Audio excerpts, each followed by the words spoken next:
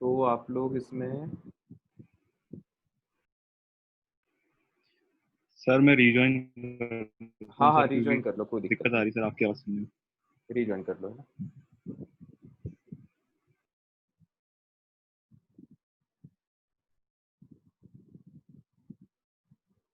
एक second.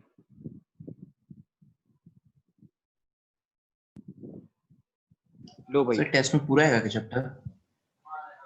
Test तुम्हारा कौन सी तारीख को, एक बार याद दिलाओ। 20 तारीख को है ना शायद, जहाँ तक मेरे को याद है।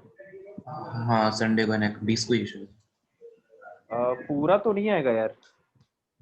टेस्ट का तुम्हारा सिलेबस क्या था यार, मैं एक्चुअली सिलेबस भूल गया, एक बार मेरे को याद दिलाओ, उसमें लिखा क्या था सिलेबस में। सर सर जितना पढ़ लिया वो पूरा आ रहा है और फिर वो पीओसी भी लिखा था उसमें। हाँ तो ये पूरा तो नहीं आएगा।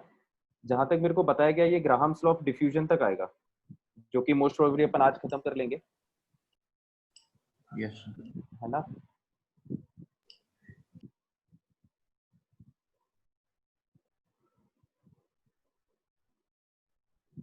तो ये इस क्वेश्चन को ट्राई करो सभी लोग।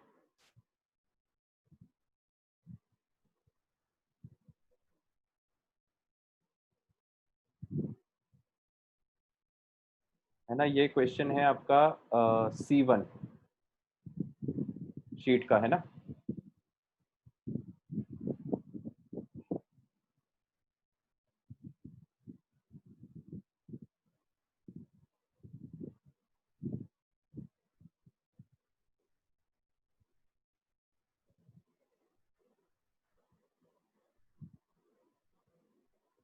जो P1 आपको बताना है वो आपको इन सब का फंक्शन के टर्म्स में बताना है ना, कैपिटल V T1 इन सब के सर टर्म्स में पीवन वो आपको बताना है टोटल है ना, P2। मिक्सिंग के बाद है ना प्रेशर? कौन सा पीवन जो निकाल रहे हैं वो मिक्सिंग के बाद वाला है ना? T1 जो है यार, यही चीज तो अपन को डिसाइड करनी है, एक बार तुम खुद करके नहीं देखो नहीं फिर अभी मैं। पीवन पूछ रहा हूँ। P1 पूछ रहे, व्हाट इज द पीवन पूछ फाइनल रहा हूँ जो प्रेशर। निकाल। हाँ फाइनल प्रेशर मतलब एंड हाँ वाला सब प्रेशर, मिक्सिंग के मतलब मिक्सिंग के बाद ऑफ कोर्स, है ना। बाद 2 मिनट।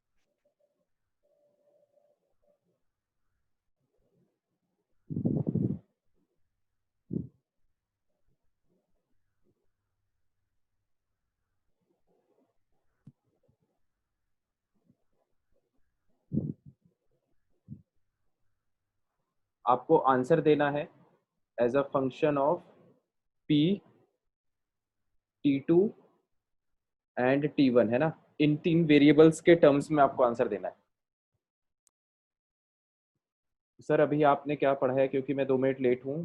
कुछ नहीं पढ़ा है यश, अभी बस ये क्वेश्चन दिया है करने के लिए।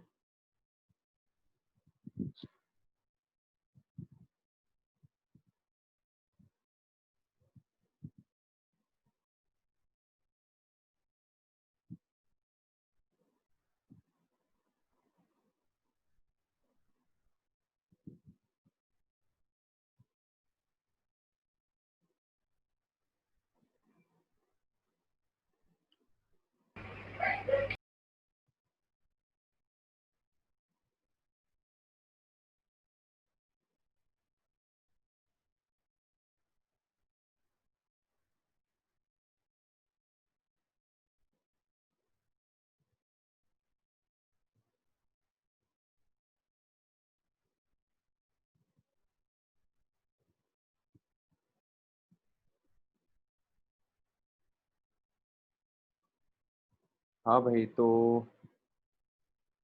किसी से सर एक हुआ मिनट क्या। बस। ठीक है करो।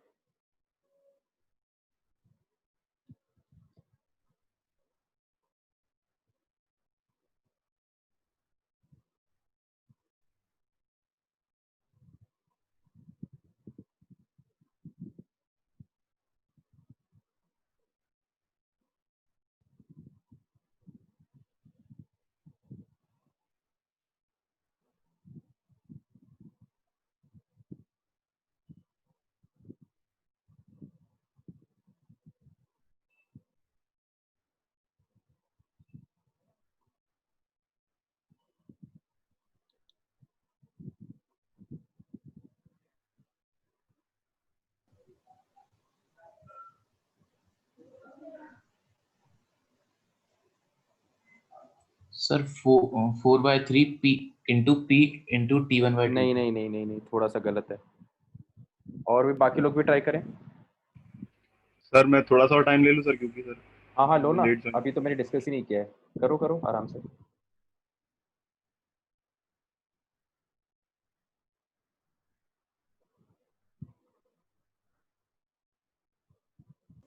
सर अब आ गया अब बताओ। हाँ बताओ। 2p T2 डिवाइड में T1 plus T2 into 2। 2p t2 divide by 2t2 plus t1। हाँ सही। हाँ सही है, शाबाश। किसी और का है? चलो ठीक है, अपन अब डिस्कस कर लेते हैं, है ना। एक सेकेंड। ये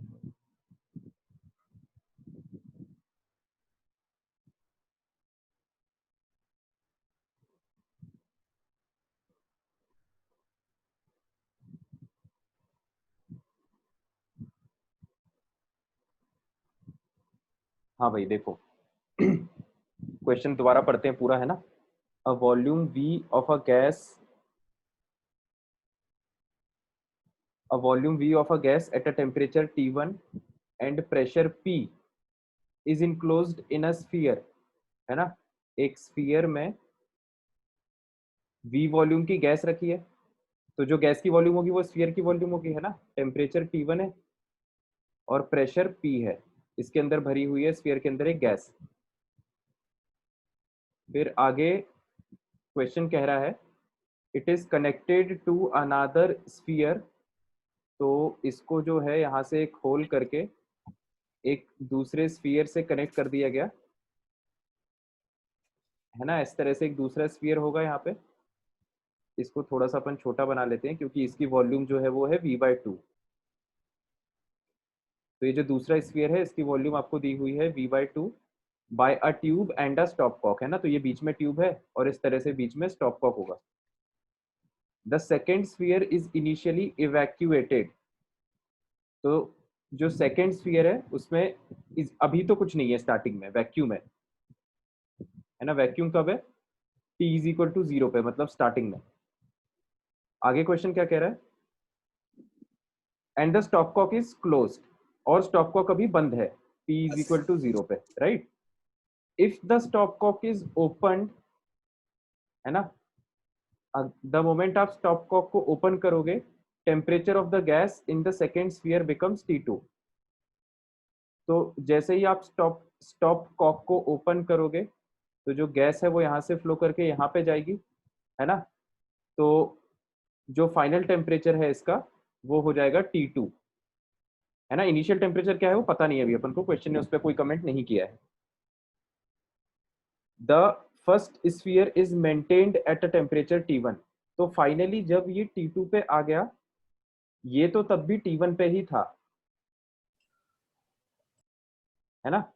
T1 टेम्परेचर इसमें मेंटेन किया गया है। What is the final pressure P1 with in the apparatus, है ना। तो फाइनल प्रेशर आपको बताना है पूरे अपैरेटस में।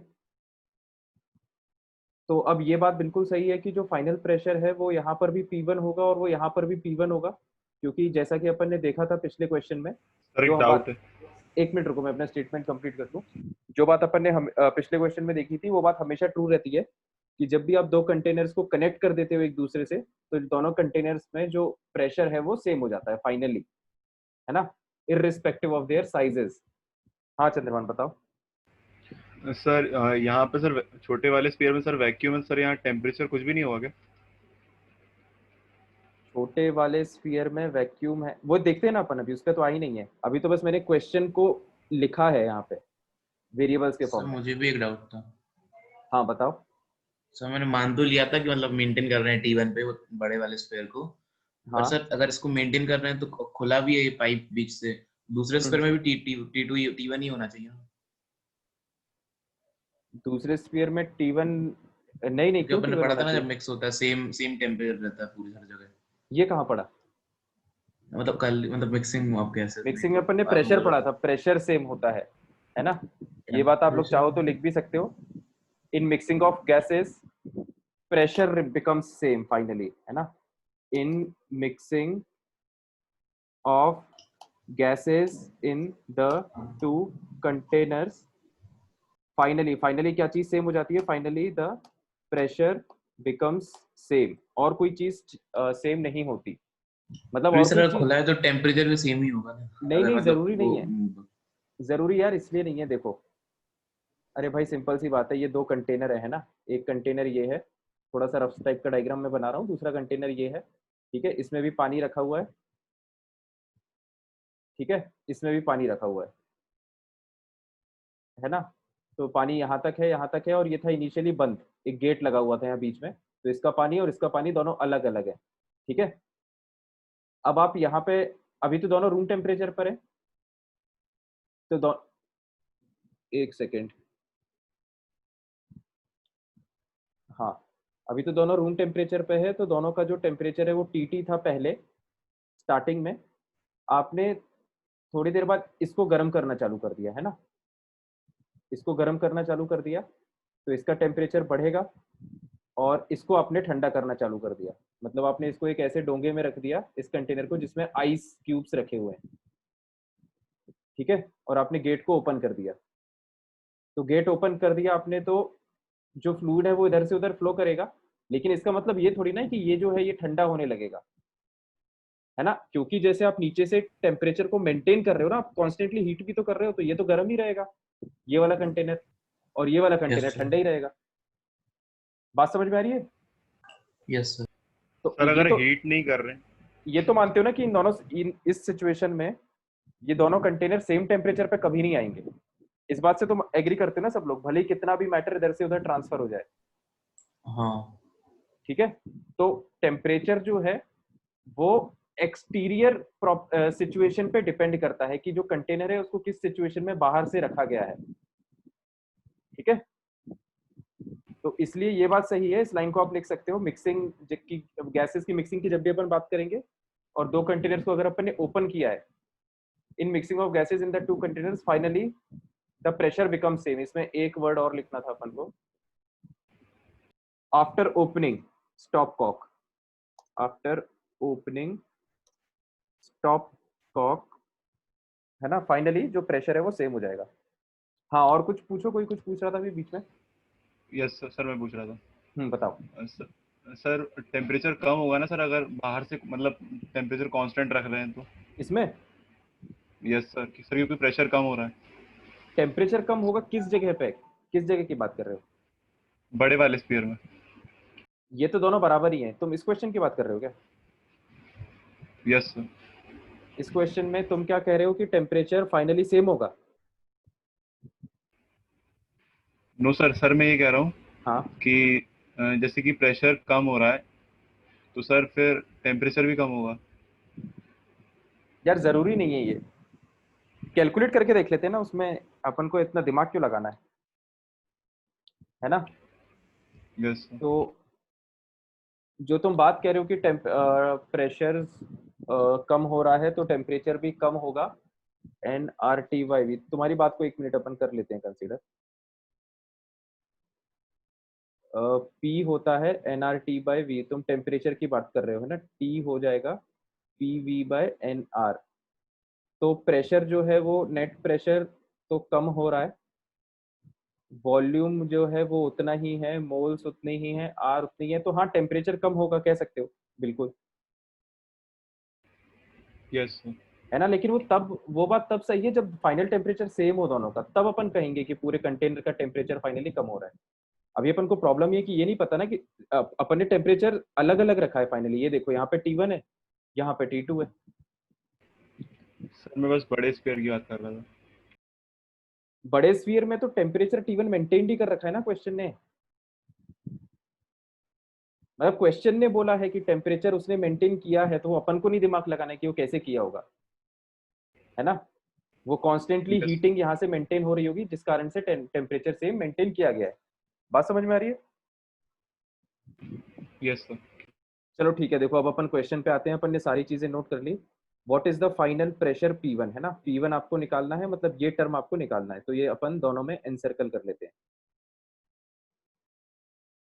P1 P1 ये चीज आपको निकालनी है, ठीक है। तो देखो अब आप P1 कैसे निकाल सकते हो, या तो यहाँ का प्रेशर निकाल लो, P1 क्या हो जाएगा N1 R T1 by V1। इसको निकालने के सोचो क्या क्या तरीके हैं, देखो या तो आप यहाँ का प्रेशर निकाल सकते हो फाइनली, या आप फाइनली यहाँ का प्रेशर निकाल सकते हो, या आप फाइनली पूरे सिस्टम का प्रेशर निकाल सकते हो, हर चीज सेम होती है, राइट।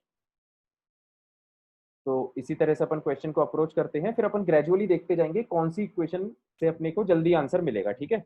अभी अपन सारी इक्वेशन लिस्ट करते जाएंगे। तो देखो सबसे पहले इस कंटेनर में प्रेशर है ना, तो देखो अपन मोल्स की वैल्यू यहाँ पे लिख लेते हैं, ठीक है। जो जो वैल्यू अपन ग्रीन से लिख रहे हैं वो अपन को पता नहीं है ना। ये है n लेफ्ट फर्स्ट सिचुएशन में और n राइट फर्स्ट सिचुएशन में, ये वैल्यू तो 0 है, एग्रीड। यस।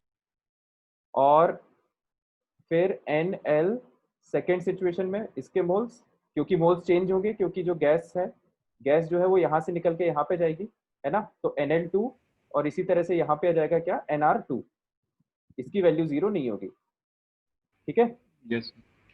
अब देखो अब अपन सारे पॉसिबल कॉम्बिनेशंस लिखने लगते हैं, क्वेश्चन को उल्टा चालू करते हैं। हमें P1 निकालना है, तो P1 मैं तीनों तरह से लिखूंगा, पहले मैं इस कंटेनर में लिखूंगा, फिर मैं इस कंटेनर में लिखूंगा, फिर मैं पूरे में लिख दूंगा, क्योंकि मुझे पता है तीनों वैल्यूज बराबर होती हैं। तो P1 is actually equal to NL2 R T1 by V, है ना। NL2 R T1 by V, ठीक है। सिमिलरली P1 यहां पर क्या हो जाएगा NR2 R T2 by V by 2, right. Yes sir. तो ये मैं जल्दी जल्दी लिखते जाता हूँ यहाँ पे NR2 R T2 by V by 2 is equal to, पूरे को कंसीडर कर लो, तो पूरे में जो प्रेशर है वो आ जाएगा मोल्स, मतलब NL2 प्लस NR2, है ना, total moles NL2 plus NR2 total moles R।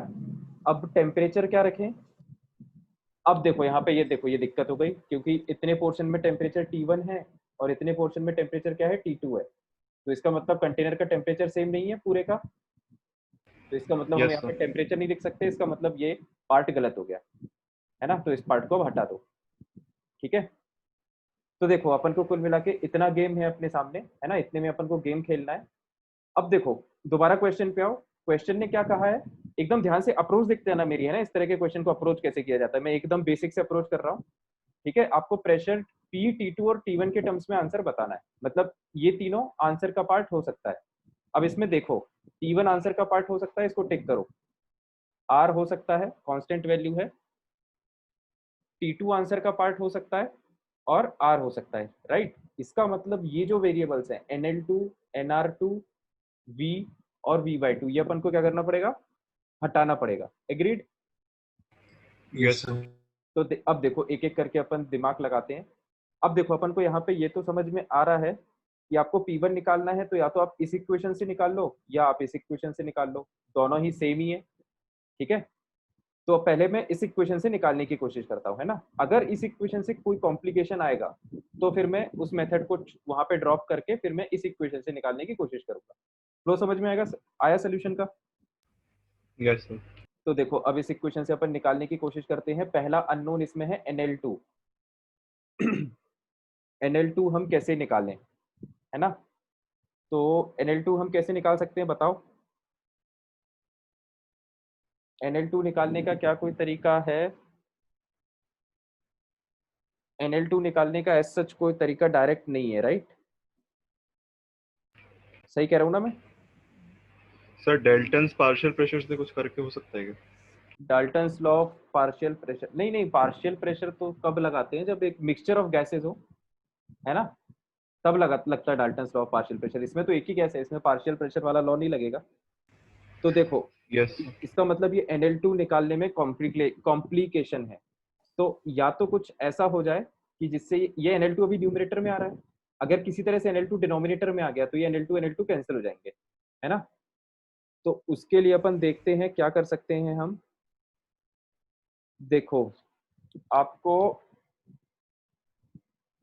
NL2 को हमको हटाना है ना। देखो अपन एक इक्वेशन ये लिख सकते हैं, NL1 is equal to NL2 plus NR2। क्या ये सही है? Yes sir. है ना।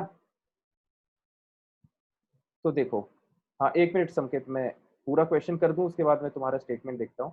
NL2 सॉरी NL क्या है ये 1, हाँ NL1 is equal to NL1 is equal to NL2 plus NR2, क्योंकि टोटल मोल्स इनिशियली और फाइनली सेम रहेंगे गैस के। अब Yes. NL1 को हम क्या लिख सकते हैं? NL1 को हम लिख सकते हैं PV by RT1, right. Yes. Yes sir. तो PV बाय RT1। NL2 ये तो हमको हटाना है, इसको ऐसे के ऐसे रहने दो। और NR2, तो NR2 को हम क्या लिख सकते हैं? NR2 को हम लिख सकते हैं P1 P1 NR2 तो ये लिखा हुआ है यहाँ पे P1 V/2। देखो NR2 को यहाँ से लिखो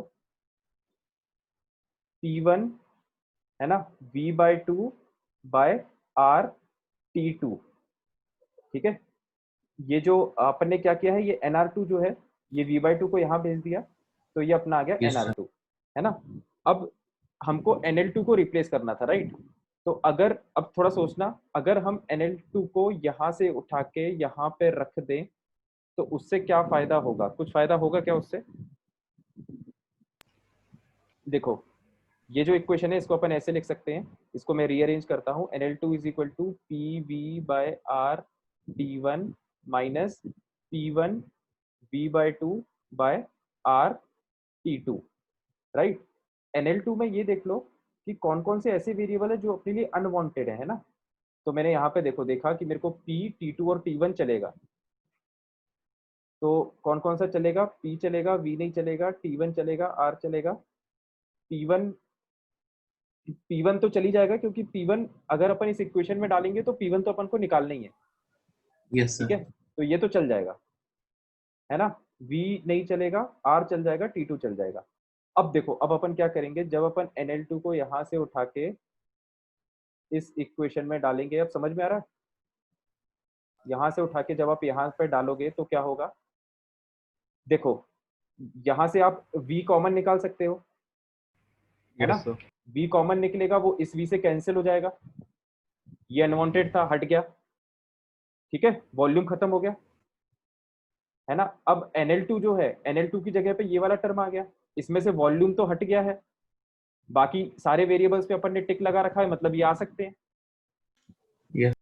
तो ये यस जो सर। है ये पूरी इक्वेशन P1 के टर्म्स में आ जाएगी। जब आप NL2 को यहाँ पे रखोगे तो ये पूरी इक्वेशन P1 के टर्म्स में जाएगी, बस P1 को सॉल्व कर लेना, आंसर आ जाएगा, Yes, sir. है ना। यस हाँ सही बात है आयुष, R भी कैंसिल हो जाएगा, कैपिटल R। तो ठीक है भाई, तुम लोग को समझ में आ गया। मैं इसको अब समराइज करके लिख देता हूँ कि जब आप उसको वहां पे डालोगे ऊपर तो इक्वेशन आपकी आ जाएगी इन टर्म्स ऑफ P1, पूरी पूरी equation in terms of P1 आ जाएगी। तो यहाँ से फिर आप कैलकुलेट कर लेना P1 को, राइट। तो सब लोग को फ्लो समझ में आ गया ना कैसे किया जाता है इन क्वेश्चंस को? मैं दोबारा देखो रिपीट कर देता हूँ। अब पहले तो डायग्राम बना लो, है ना। इसको इन क्वेश्चंस को अगर आप स्ट्रक्चर्ड वे में नहीं करोगे, एक प्रॉपर फ्लो में नहीं करोगे तो इस क्वेश्चन में बीच में जाके अटक जाओगे, क्योंकि इतने सारे वेरिएबल्स रहते हैं कि अपन कंफ्यूज हो जाते हैं कि कौन से वेरिएबल को उठा के कहाँ पे डालना है, ठीक है। तो सबसे पहले तो आप डायग्राम बना लो। क्वेश्चन ने जो जो बोला है वो सारे वेरिएबल्स को लिस्ट कर लो, इनिशियल वेरिएबल्स को, फाइनल वेरिएबल्स को, ठीक है। उसके बाद बस जो अननोन है ना, वहां से क्वेश्चन को चालू कर दो, ठीक है। अब अननोन को आप जितने तरीके से निकाल सकते हो, सारी इक्वेशन एक एक करके लिखते जाओ, है ना, एक एक करके लिखते जाओ। अब जहां पे आपको गलत लगेगा वो ऑटोमेटिकली एलिमिनेट कर देना। जैसे अपन ने यहाँ पे वो जो पूरे कंटेनर पे अपन प्रेशर लगा रहे थे, है ना, उसको अपन ने यहाँ पे एलिमिनेट कर दिया था क्योंकि टेम्परेचर क्या आ रहा था, डिफरेंट आ रहा था, एक तरफ T1 आ रहा था, दूसरी तरफ T2 आ रहा था, राइट। ठीक है, फिर यहाँ पे देखो अपन NL2 में अटक गए थे, अपन को ये समझ में नहीं आ रहा था कि भाई NL2 का क्या करें, कैसे निकालें। तो फिर हमने इसमें इस लॉ का यूज किया कि जितने मोल्स हैं इनिशियली उतने ही मोल्स रहेंगे फाइनली। बस उसके बाद तो आप देख सकते हैं थोड़ी जुगाड़ है, और बस और क्वेश्चन ऑटोमेटिकली उस फॉर्म में सेट हो जाता है कि आंसर सही आ जाएगा। Yes sir. संकेत क्या कह रहे हैं कि सर शायद मेरा तुक्के में आंसर आ गया क्योंकि मैंने T1 और T2 को ऐड कर दिया था। नहीं यार, टेम्परेचर्स को अपन ऐड नहीं कर सकते है ना, ये अपन थर्मोडायनेमिक्स में पढ़ेंगे कि temperatures are intensive properties, they can not be added directly, right. Sir लेकिन कह तो सकते हैं ना सर, क्योंकि सर जब नहीं नहीं मतलब नहीं कह सकते हो भाई, कैसे कह सकते हो यार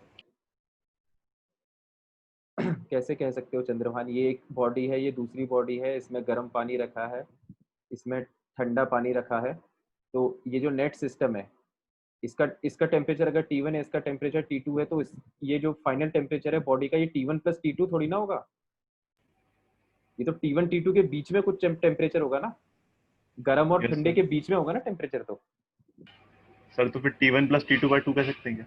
नहीं नहीं कह सकते, ये अपन उसमें पढ़ेंगे कैलोरीमेट्री में, ये अलग टॉपिक है ना। इस तरह से डायरेक्ट टेम्परेचर का कैलकुलेशन नहीं होता है, ये सब डिपेंड करता है कि भाई स्पेसिफिक हीट कैपेसिटी कितनी है, अमाउंट कितना है ठंडे लिक्विड का, गर्म लिक्विड का, बहुत सी चीजों पे डिपेंड करता है ये।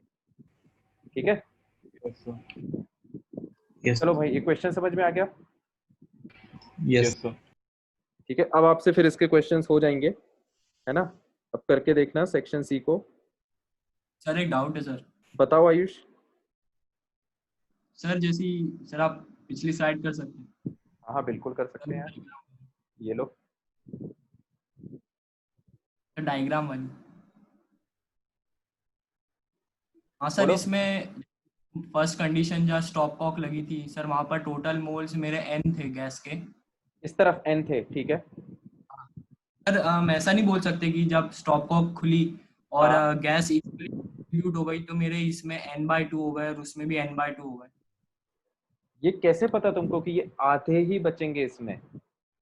जी सर, वही तो पूछ रहा हूँ मैं इसलिए। नहीं नहीं कह सकते ना अपन वो चीज, मतलब मैं वही पूछ रहा हूँ कि वो तुम किस लॉजिक से कह रहे हो। सर तुक्का मार रहा हूँ मैं तो। नहीं नहीं, तो यार ऐसे तुक्के नहीं चलते ना, दिक्कत ये है जिंदगी में। तो ऐसा है कि इस तरह की आप वैल्यूज अपने मन से मत अज्यूम किया करो, है ना। जो भी आपको, जिस भी वेरिएबल में आपको डाउट लग रहा है ना, उसको इस तरह से लिख लिया करो, NL1 NL2 NR2। ठीक है, अगर कुछ वैल्यू आनी होगी, जैसे ये n/2 आएगा, तो ये ऑटोमेटिकली कैलकुलेशन से आ जाएगा, है ना। अपन को अपनी तरफ से नहीं मानना है, राइट। सर एक डाउट है। बताओ। सर ऐसा नहीं कह सकते कि सर यहाँ पे सर वॉल्यूम मतलब V है और यहाँ V2 है, तो सर वॉल्यूम के हिसाब V2 से नहीं, मोल्स बढ़ V/2 है। जाए। हाँ V/2 है। हाँ हाँ, मतलब सर वॉल्यूम के हिसाब से मोल्स बढ़ जाएंगे उनमें, यार ये क्योंकि तो सर तब है प्रेशर ना कौन। जब टेम्परेचर कांस्टेंट रहे। तुम यस बॉयल्स लॉ सर। लगाने की बात कर रहे हो, वो तब होता है जब टेम्परेचर कांस्टेंट रहे।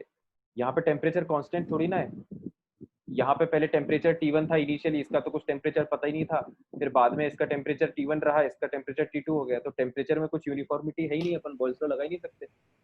सर एक डाउट और है। बताओ। सर जब बड़े वाले स्फीयर को सर हीट कर रहे होंगे तो सर इसका भी तो टेम्परेचर चेंज हो रहा होगा ना बार बार, क्योंकि सर ये कनेक्टेड है। सर हाँ वो हो रहा होगा ना। जो गैस मॉलिक्यूल्स हैं वो चार्ज अप हो रहे होंगे ज्यादा।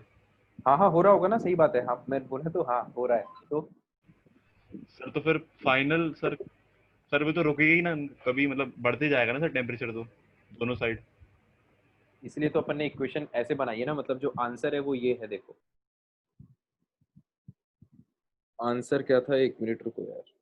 आंसर इसलिए तो अपन फंक्शन के टर्म्स में निकाल रहे हैं ना, कि जो P1 की वैल्यू है वो 2P T2/2T2 प्लस T1 आ रही है ना। तो इसलिए तो वेरिएबल के टर्म्स में बात कर रहे हैं ना क्वेश्चन, कि अगर open and temperature of the gas, जिस टाइम पे टेम्परेचर T2 होगा इसका, मतलब धीरे धीरे ऑफकोर्स इसका टेम्परेचर बढ़ेगा, तो किसी पर्टिकुलर टाइम पे अगर इसका टेम्परेचर T2 है, तो उस टाइम पे इसका क्या प्रेशर होगा, P1। वही तो P1 है ना, अगर T2 की वैल्यू ज्यादा होगी तो P1 भी तो बढ़ जाएगा। Yes sir. है ना, इसलिए आंसर उस टर्म्स में आ रहा है, टेम्परेचर के टर्म्स में, कांस्टेंट वैल्यू नहीं है आंसर। और बताओ, और कोई तो नहीं है? जल्दी जल्दी बोलते जाओ भाई। No sir. ठीक है, तो फिर अगले टॉपिक पे आते हैं हम। सर ये टॉपिक इतना ही था। हाँ, ये टॉपिक तो इतना ही था। अब आप लोग इससे क्वेश्चन करके देखना, है ना, जहाँ पे फिर डाउट आए तो फिर अपन और डिस्कस कर लेंगे उन्हीं क्वेश्चंस को अच्छे से। अगला टॉपिक है अपना analysis of gaseous mixtures, right. Gas के मिक्सचर्स को हम किन किन पैरामीटर्स पे एनालाइज कर सकते हैं, है ना। मिक्सचर मतलब पता ही होगा, जिसमें एक से ज्यादा टाइप के कंपोनेंट हों उसे मिक्सचर कहते हैं। Yes sir. उसमें जो पहला टर्म है, ये अपन थोड़ा थोड़ा पढ़ भी चुके हैं पहले। जो पहला टर्म है वो है वेपर डेंसिटी,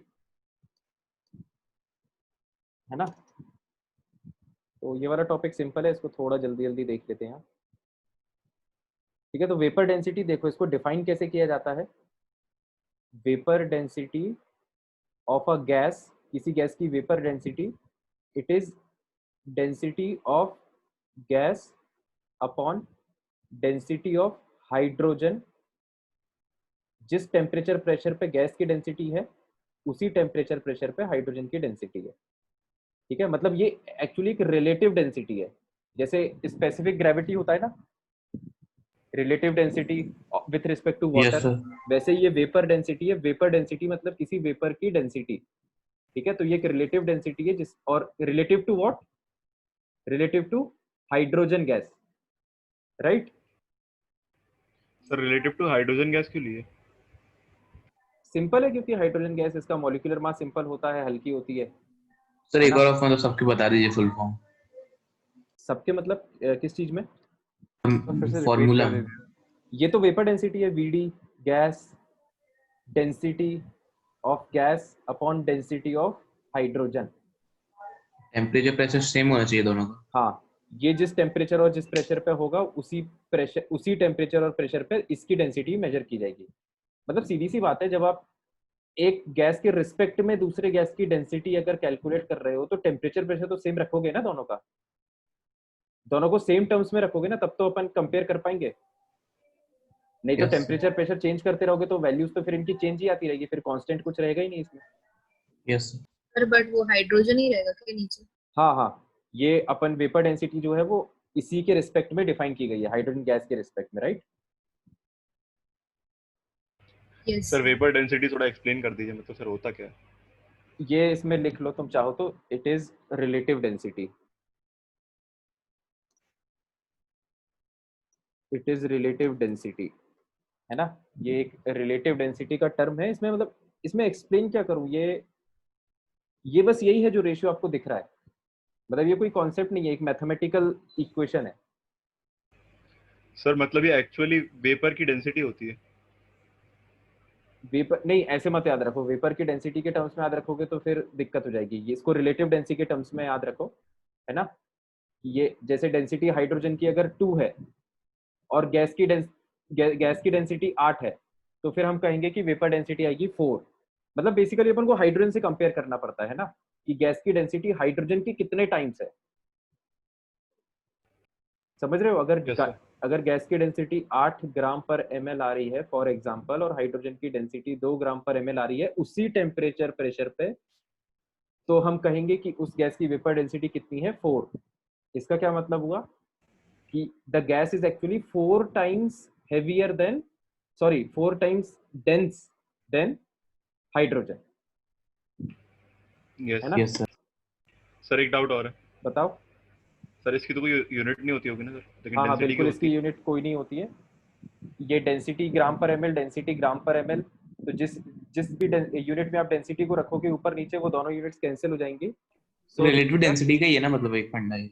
क्या? रिलेटिव डेंसिटी ने एक तरह की है। हाँ, रिलेटिव डेंसिटी, इसलिए तो लिखा है ना, इट इज रिलेटिव डेंसिटी। ठीक है, और यूनिटलेस होती है। समझ गए? कोई और डाउट तो यस नहीं है सर। इसमें?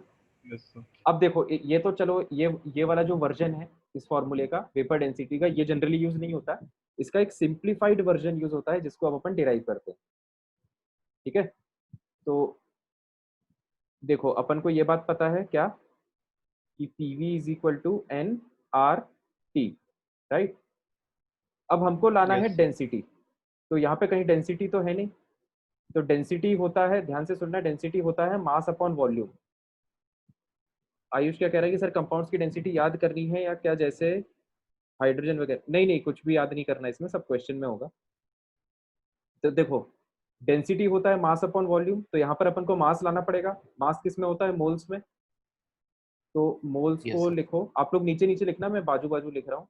मोल्स को लिखो मास बाय मोलर मास, है ना। सर गैस की कर रहे हैं ना अपन ये कैलकुलेशन? हाँ गैस की कर रहे हैं, तो गैस पे अपन ये लगा सकते हैं PV is equal to NRT, ideal gas पे, राइट। सर अगर मास से डिवाइड कर दें तो वॉल्यूम को दोनों साइड, और फिर तो सर एक 1 बाय ही डेंसिटी हो जाएगा ये। हाँ तो उसको फिर उधर भेज दे, एक ही बात है वो तो, यस है सर। ना। फिर देखो अब अपन को क्या रखना है, अपन को चाहिए डेंसिटी, तो डेंसिटी होता है मास बाय वॉल्यूम, तो वॉल्यूम को हम डिनोमिनेटर में भेजेंगे। तो मोलर मास को मैंने ऊपर भेज दिया और वॉल्यूम को मैंने नीचे भेज दिया, ठीक है। ये जो है मास बाय वॉल्यूम, ये हो गया डेंसिटी, जिसे रो या फिर डी, स्मॉल डी, इन दोनों में से किसी से भी अपन रिप्रेजेंट कर सकते हैं। तो अपना फॉर्मूला sir. चेंज होके क्या हो गया, ये इक्वेशन अपन ने शायद आईटीसी में भी पढ़ी है, P M is equal to rho R T या डी इसका आर टी। सेक्शन भी में यूज हुआ है बहुत ज्यादा। अच्छा सेक्शन बी में यूज हुआ है क्या? हाँ ठीक है चलो कोई बात नहीं। अब देखो, अब अपन इसको वेपर डेंसिटी की इक्वेशन में रखेंगे, है ना। तो ये अपन गैस पे लगाते हैं और हाइड्रोजन गैस पे लगाते हैं, टेम्परेचर और प्रेशर जब अपन दोनों का सेम रखेंगे, ठीक है। तो डेंसिटी ऑफ गैस के लिए अपना क्या फॉर्मूला आएगा, P molecular mass of gas, है ना, density of gas R T, है ना, क्योंकि प्रेशर और टेम्परेचर तो सेम रखना है दोनों के लिए। Density of Yes, sir. Hydrogen देखो, प्रेशर फिर से सेम रखना है, मॉलिक्यूलर मास ऑफ हाइड्रोजन, है ना, density of hydrogen R, temperature फिर से सेम रखना है तो टी, राइट। अब वेपर डेंसिटी था density of gas upon density of hydrogen at same temperature pressure. तो अब अपन यहाँ पे कह सकते हैं देयरफॉर वेपर डेंसिटी, जो कि एक्चुअली होता है density of gas upon density of hydrogen, है ना। तो density of gas upon density of hydrogen, इसके लिए आप इन दोनों इक्वेशन को क्या कर दोगे, डिवाइड, राइट। ये इक्वेशन 1 है, ये इक्वेशन 2 है, दोनों को डिवाइड कर दो, है ना। तो 1 डिवाइडेड बाय 2, तो इन दोनों इक्वेशंस को आप डिवाइड करोगे तो इससे क्या आएगा, देखो प्रेशर से प्रेशर कैंसिल हो जाएगा, आर टी कैंसिल हो जाएगा, बचेगा क्या, जो डेंसिटी का रेशियो है वो मॉलिक्यूलर मासेस का रेशियो।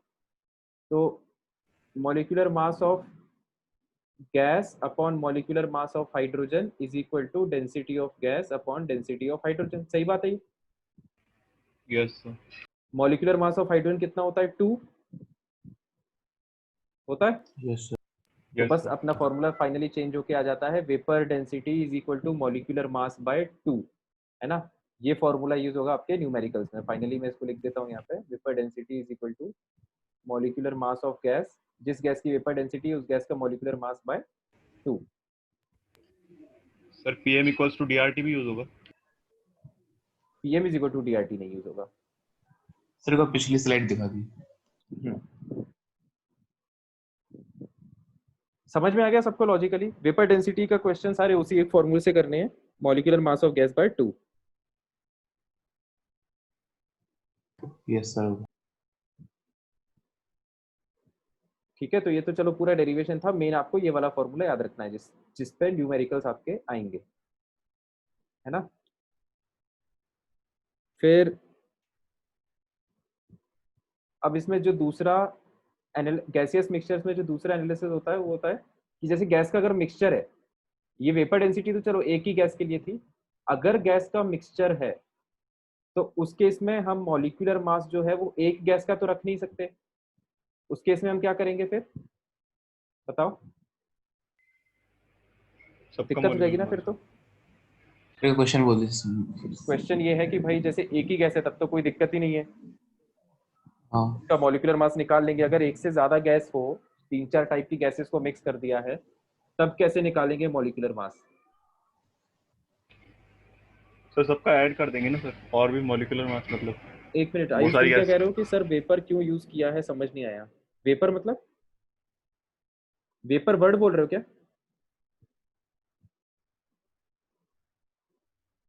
ऐसे यूज कर लिया यार, मतलब इसका तो कोई ऐसा लॉजिक नहीं है ना। वेपर डेंसिटी मतलब बस एक टर्म है, तो इसको आप ऐसे ही फॉर्मूले के फॉर्म में याद रखो, इसके ज्यादा लॉजिक में मत जाओ वर्ड्स के। हाँ चंद्रमान क्या कह रहे थे? सर सबका मॉलिक्यूलर मास ऐड कर देंगे मतलब नहीं नहीं, जो जो मॉलिक्यूलर मास गैस। ऐसे थोड़ी ना ऐड करते हैं। एवरेज मॉलिक्यूलर मास टॉपिक पढ़ा है मोल कंसेप्ट में? Yes sir. Average molecular mass calculate करेंगे हमें ना, ऐसे कंडीशन में अगर एक से ज्यादा टाइप की गैसेस हैं मिक्सचर में, तो we will calculate average molecular mass of gaseous mixture. बताओ भाई इसका क्या फॉर्मूला होता है, याद है किसी को? ये वो कॉन्सेप्ट तो सिक्स में जो परसेंटेज, मोल में पढ़ा था अपन ने। यस सर याद है। क्या है तो फॉर्मूला बताओ? परसेंट, मतलब सर ऐसे याद नहीं सर, मैं बता देता हूँ। बताओ। मतलब सर जैसे कि N1 है, N1 N1 नहीं M1 है मॉलिक्यूलर मास है, हाँ और जो उसका परसेंटेज दिया होगा उससे मल्टीप्लाई करेंगे। हाँ और जैसे कि मतलब दो गैसेस दी हुई हैं, हाँ हाँ। तो फिर डिवाइडेड बाय 100 कर देंगे, और उसके परसेंटेज से उस मॉलिक्यूलर मास को करेंगे जिस जिस मॉलिक्यूलर मास का वो परसेंटेज होगा। ठीक है मैं समझ गया। देखो, यस सर। एवरेज मॉलिक्यूलर मास अगर आपको निकालना है और एक से ज्यादा टाइप की गैसेस प्रेजेंट है इन केस, तो ये एवरेज मॉलिक्यूलर मास निकालने का फॉर्मूला पर ने मोल कंसेप्ट में पढ़ा है ना, तो तो मैंने वहां टोटल पे। Weight upon total molecules. हाँ बिल्कुल, उसको देखो किस मॉलिक्यूलर मास जो है, मैं थोड़ा बहुत एक्सप्लेन कर देता हूँ, वैसे ही अपन ने पढ़ा है मोल कंसेप्ट में, है ना। नंबर ऑफ मोल्स होता है mass, total mass by molar mass, ठीक है। तो देखो, आपको एवरेज मोलर मास कैलकुलेट करना है ना। तो आप क्या करोगे, total mass by total number of moles. तो टोटल मास देखो, ये एक गैस का मास है ना, प्लस ये दूसरी गैस का यस सर। मास N2 M2, प्लस तीसरी गैस का, इस तरह से टोटल मास रहेगा न्यूमरेटर में। और टोटल मोल्स, तो ये टोटल मोल्स सारी गैसेस के N1 plus N2 plus N3 denominator में, राइट। Yes yes. सर। तो इस तरह से हम इसको डिराइव कर सकते हैं, है ना। तो अगर गैस का मिक्सचर है, तो फिर हम एवरेज मॉलिक्यूलर मास कैलकुलेट करेंगे और उसको फिर हम यहाँ पे रखेंगे। जैसे अगर वेपर डेंसिटी गैसियस मिक्सचर का निकालने के लिए बोलता है, तो फिर हम एवरेज मॉलिक्यूलर मास कैलकुलेट करेंगे, राइट। डायरेक्टली हम ऐड नहीं करेंगे। अच्छा, यस सर। इसका एक और वर्जन है इस फॉर्मूले का, जो कई जगह यूज हो जाता है। आप क्या करो, ये जो डिनोमिनेटर है ना N1, ये जो डिनोमिनेटर है इसको ब्रेक कर दो, है ना। N1 M1 by denominator plus N2 M2 by denominator plus N3 M3 by denominator. सही है ना ये मैथमेटिकली? Yes sir. तो N1 by sigma N1 plus N2 by sigma N2 M2 plus and so on. इस statement में कोई दिक्कत तो नहीं है किसी को? सिग्मा N1 नहीं मतलब N1 plus N2 and so on.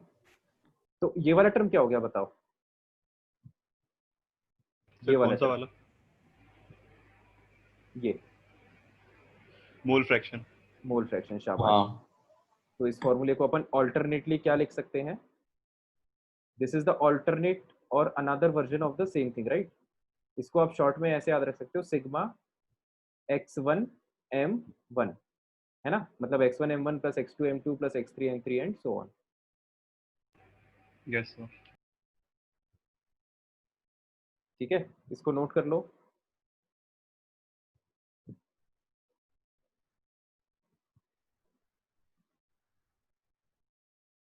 तो पिछली स्लाइड दिखा दी। एक सेकेंड संकित, मैं अभी दिखाता हूँ, मैं क्वेश्चन कॉपी पेस्ट कर लूँ।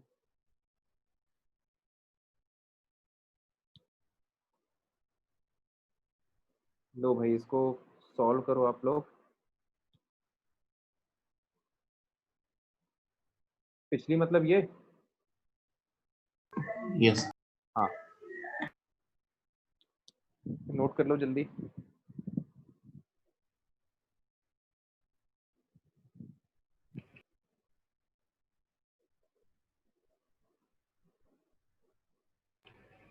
ओके सर एवरेज सर बोलो बोलो। सर इसमें एवरेज मॉलिक्यूलर मास तो करना है सर, ये यही मॉलिक्यूलर मास सर उसमें डाल देंगे क्या, पीवी इक्वल्स टू एनआरटी में, जो बिल्कुल पीएम बिल्कुल इक्वल्स टू बिल्कुल डीआरटी। बिल्कुल यस उसमें डाल देंगे। तो उसमें जो है वो आइडियल गैस इक्वेशन पूरे सैंपल पे लगने लगेगी। प्रेशर पूरे कंटेनर का, है ना, वॉल्यूम पूरे गैसियस मिक्सचर का, है यस ना। सर। प्रेशर कंटेनर का, वॉल्यूम तो है जो अलग अलग टाइप की गैसेज है सबका टोटल वॉल्यूम कंटेनर का आ जाएगा। PM is equal to rho R T, तो रो भी जो डेंसिटी है वो भी पूरे गैसियस मिक्सचर की आएगी आर, और टेम्परेचर तो सबका सेम रहेगा ही क्योंकि एक ही कंटेनर का पार्ट है ना। Yes sir. सर वो बी मतलब vapour density is equal to mg/2 था, तो mg में यही डालेंगे। एक मिनट रुको, vapour density is equal to mg/2 था। हाँ हाँ हाँ, mg mg में ये डालोगे बिल्कुल। mg मतलब m मतलब होता है मॉलिक्यूलर मास ऑफ गैस। अगर सिंगल गैस है तो उसका मॉलिक्यूलर मास, अगर गैस का मिक्सचर है तो गैस के मिक्सचर का मॉलिक्यूलर मास, तो वेपर डेंसिटी जो आएगी वो भी मिक्सचर की आएगी फिर, यस है ना। तो लो ये भाई ये क्वेश्चन करके देखो।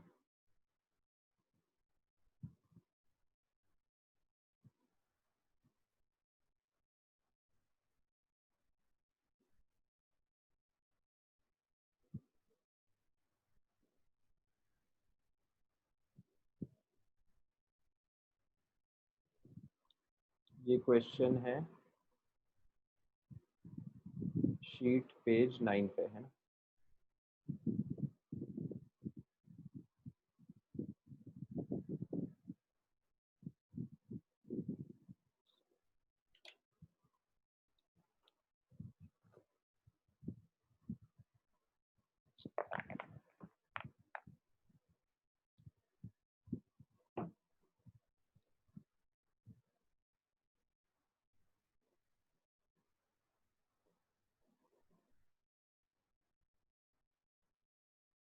हो जाएगा ना, ये क्वेश्चन सिंपल है।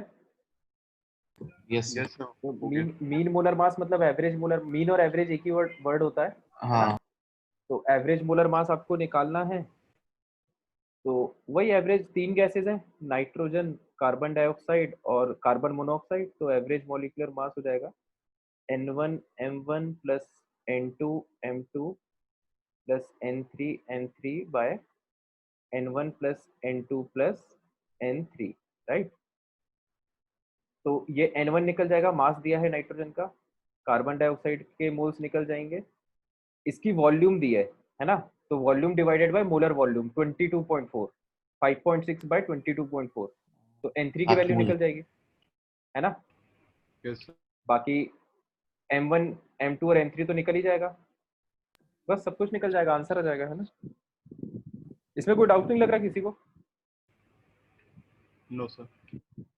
चलो ठीक है। सर मैं सर हाँ इसका एक बताओ और फॉर्मूला बोलूँ सर, मीन मोलर मास का। बताओ। सर ऐसा कर सकते हैं कि सारे सारे मोलर मास को प्लस कर दें, फिर मतलब जो टोटल वो है, टोटल नंबर ऑफ मॉलिक्यूल्स हैं उससे हम्म, डिवाइड कर दें। नहीं नहीं सर कर ऐसे में सकते क्या ऐसा। आएगा, ऐसे में ऐसे में क्या आएगा सर? ऐसे में क्या नहीं आएगा वाली बात नहीं है, वो गलती है ना जो तुम कर रहे हो, वो तो लॉजिकली गलत है ना। तो सर जब सर इनपुट ही गलत है तो आउटपुट पे अपन डिस्कस ही नहीं करेंगे। बोलो। यस सर, लेकिन सर जब N1 × M1 करूंगा मैं, मतलब मोलर मास, हाँ, तो सर आएगी तो वही वैल्यू जो ऊपर जो सम होगा। ऊपर जो सम होगा, मतलब जो मोलार मास का जो मतलब जो पूरा सम है N1 M1 plus N2 M2, sir हाँ उसको जब पूरा वो करेंगे तो सर जो अपना पूरा मतलब जो जितना अपन को पूरा मास दिया हुआ है हाँ, पूरा मास उस मतलब given, total mass. Yes sir, हाँ, टोटल मास मतलब सारी गैसेस का, हम्म। सर वो तो उसके बराबर ही आएगा ना सर, अगर मैं सीधे मास भी डाल दूंगा ऊपर तो।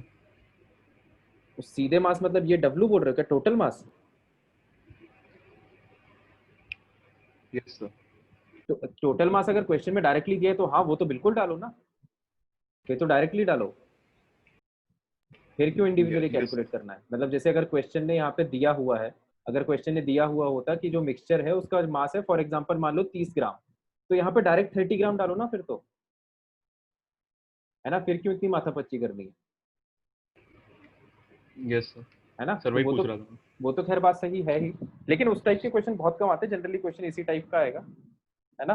बाकी वो बिल्कुल अच्छा पॉइंट है यार तुम्हारा, नो डाउट, है ना। अगर आपको टोटल मास दिया है तो आपको फिर ये डायरेक्ट यहाँ पे आपको मास रखना आना चाहिए, मतलब उसके लिए फिर आपको डेरिवेशन सही से पता होना चाहिए, है ना, ये फॉर्मूला लॉजिकली आया कैसे था।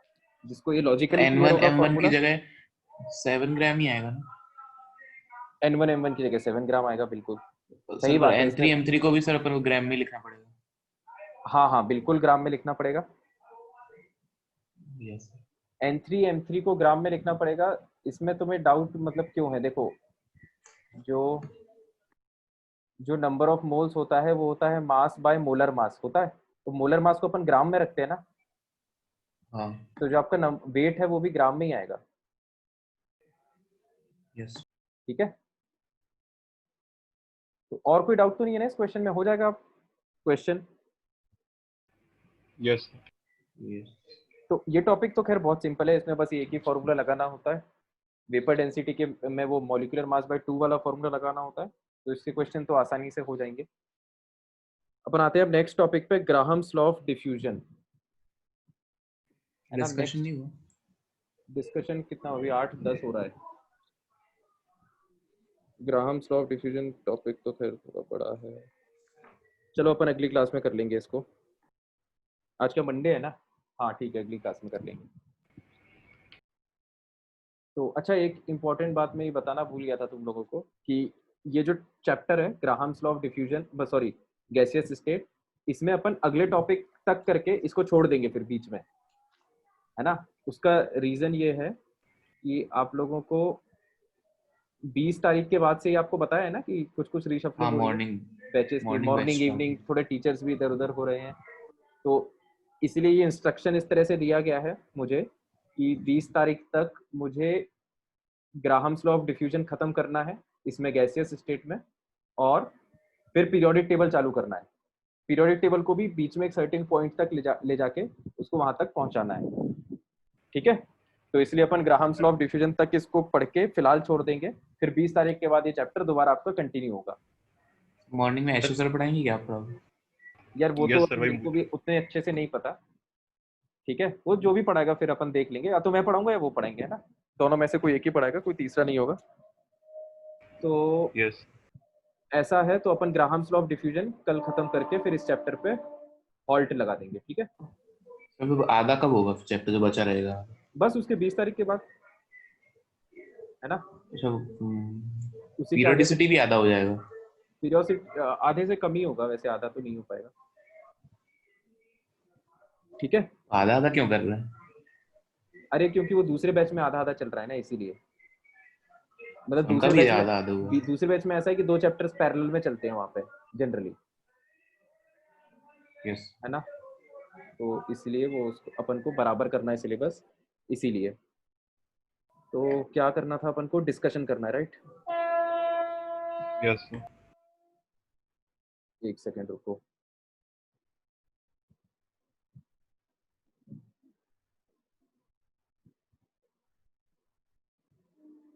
हाँ भाई बताओ, कौन सा था सेक्शन बी? सर सब्जेक्टिव तो खोलो सर, सब्जेक्टिव। हाँ हाँ ये B5 B5 के पहले, B4 सर B2 में थोड़ा कैलकुलेशन में थोड़ा। B2 के पहले तो किसी में नहीं है, B1 में। हाँ चंद्रभान सर। बोलो। सर मेरा आंसर 844 पास्कल आ रहा है। तो इसमें कितना दिया है? सर थोड़ा 844, कम दिया है मतलब। ये डेसिमल प्लेसेस वगैरह सही आ रही है, पावर वगैरह? सर मेरा Yes, sir, एग्जैक्ट आ रहा है मतलब जो दिया है आंसर। एक मिनट रुको चंद्रभान, मैं ये कह रहा हूँ कि तुम्हारा ये 10 की पावर सही आ रही है क्या? हाँ सर 10 की पावर सही आ रही है। और ये कितना आ रहा है? 8.44। Yes sir. हाँ तो वो ठीक होगा यार, बीच में कुछ अप्रोक्सीमेशन लिया होगा फिर तुमने, है ना। आर की वैल्यू शायद तुमने 1/12 वगैरह ली होगी, जो कि यहाँ पे Yes, sir. उन्होंने एग्जैक्ट ले ली होगी, है ना। यस तो ठीक है, वो तो ये सब 1/12 से मेरा तो इतना ही आ रहा है 8.3 into 10⁴। तो यार क्लास के बाद फिर ऐसा करना, संकेत को अपना कैलकुलेशन एक बार दिखा देना, आपस में मतलब सल्टा लेना यार, ये तो सिंपल कैलकुलेशन है क्योंकि, है ना। और फिर भी Yes, ना sir. पकड़ में तो फिर मुझसे पूछना, मैं बता दूंगा, ठीक है। संकेत इसकी मदद कर देना थोड़ा क्लास के बाद। यस सर B4 भी। B4 है ना, B4 के पहले कोई? Yes.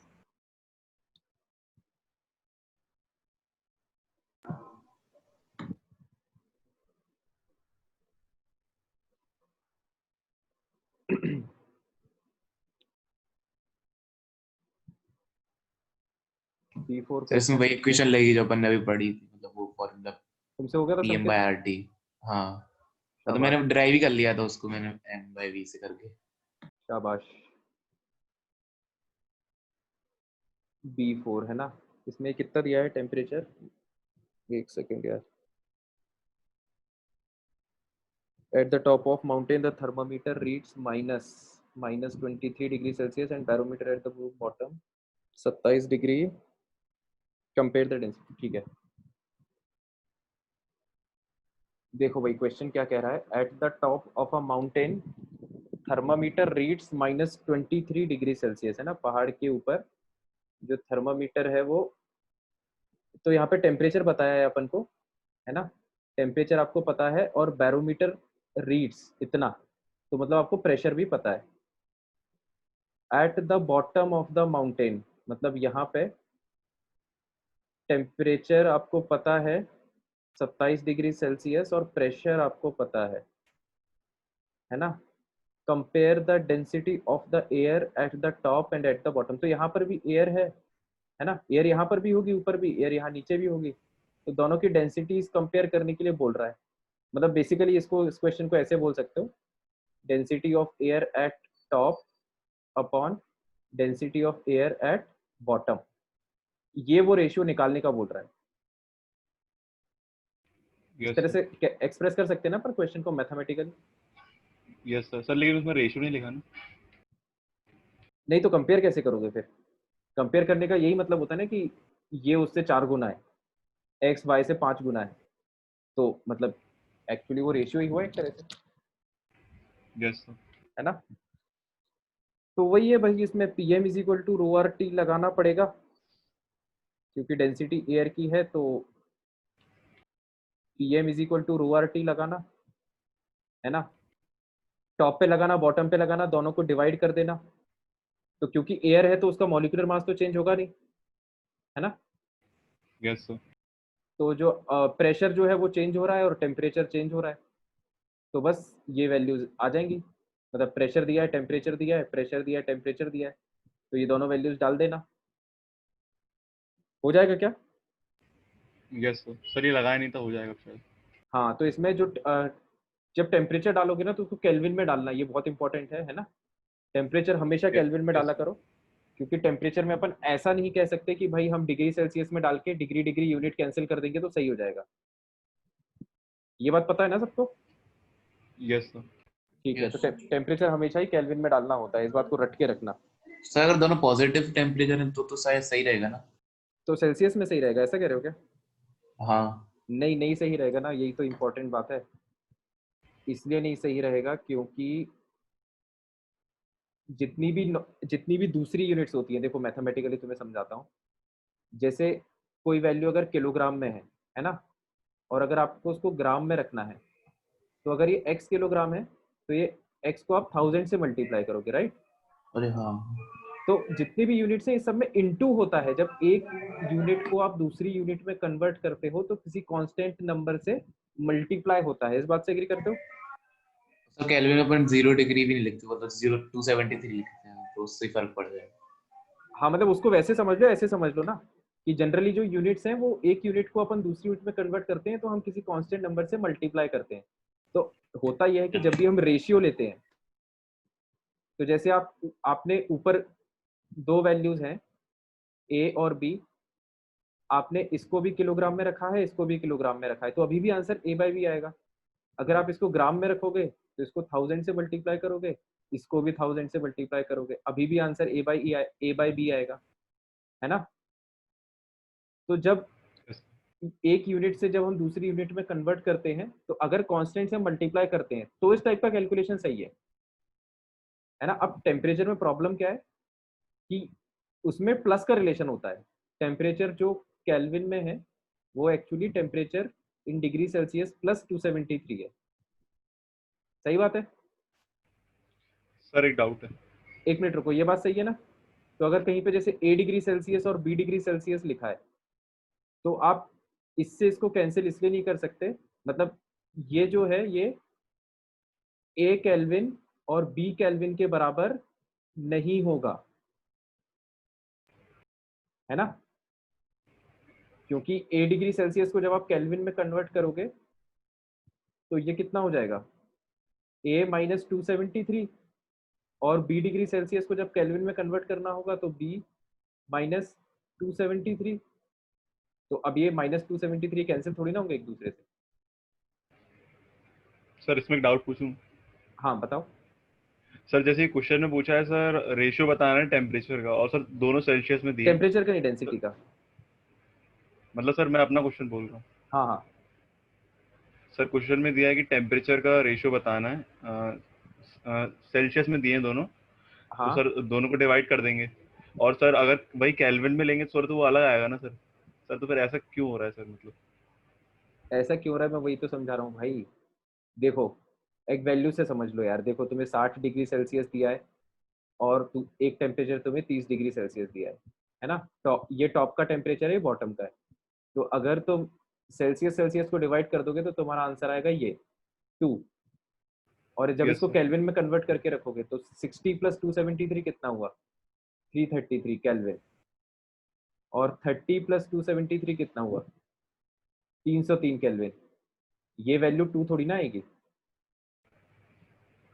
2 नहीं आएगी ना सर ये वैल्यू। तो सर इसका जैसे मतलब क्वेश्चन में पूछा है हाँ, calculate the ratio of temperature, तब क्या करेंगे सर? केल्विन में करेंगे हमेशा, ऐसा यूनिट। जब भी यस आपको सर। यूनिट्स में कंफ्यूजन होना है, ऐसा यूनिट में डील किया करो। Simple law, thumb rule. Sir एक डाउट और है। हाँ बताओ। सर आर की वैल्यू सेल्सियस में कुछ होती है क्या? मतलब जैसे कि लिखते हैं अपन L इंटू ATM अपॉन नहीं सेल्सियस नहीं, उसको इंटू अपन केल्विन में मोल। ही, कैलकुलेट करते हैं, इसीलिए सेल्सियस में उसकी वैल्यू इसलिए नहीं कंसीडर करते क्योंकि केल्विन से सेल्सियस में कन्वर्ट करने में यही कॉम्प्लिकेशन होता है ना, कि रेशियो चेंज हो जाता है। Yes sir. ठीक है, इसलिए उसको आर की जो वैल्यूज है उसको इसीलिए सेल्सियस के टर्म्स में नहीं कन्वर्ट किया गया है कभी भी, हमेशा उसकी वैल्यू केल्विन में ही दिखेगी। सर फ़ारेनहाइट यूज नहीं करते क्या? नहीं नहीं, केल्विन केल्विन बस। Yes sir. और बताओ, ये था B4। Sir B5।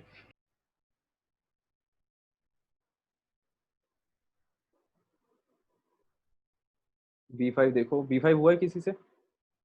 नहीं सर। B5 अच्छा क्वेश्चन है काफी। सर इसमें मेरा आंसर अलग आ रहा था, मतलब मेरा 6.5 आ रहा था, पता नहीं क्यों। सर मेरा भी ऐसे कुछ आ रहा था 6.08 ऐसे कुछ। नहीं, आंसर तो यार बहुत डिफरेंट है, फिर वो तो फिर गलती किया होगा तुम लोगों हाँ गलत करा।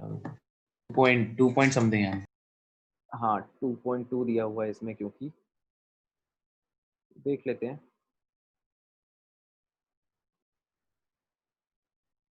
ये है क्वेश्चन B5।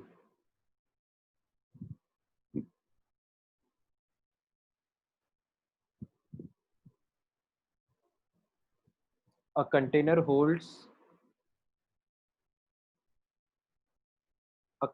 holds इतनी volume of a gas, pressure, temperature, है ना, ये वैल्यूज दी हुई हैं। The gas consist of a mixture of argon, oxygen and sulphur dioxide.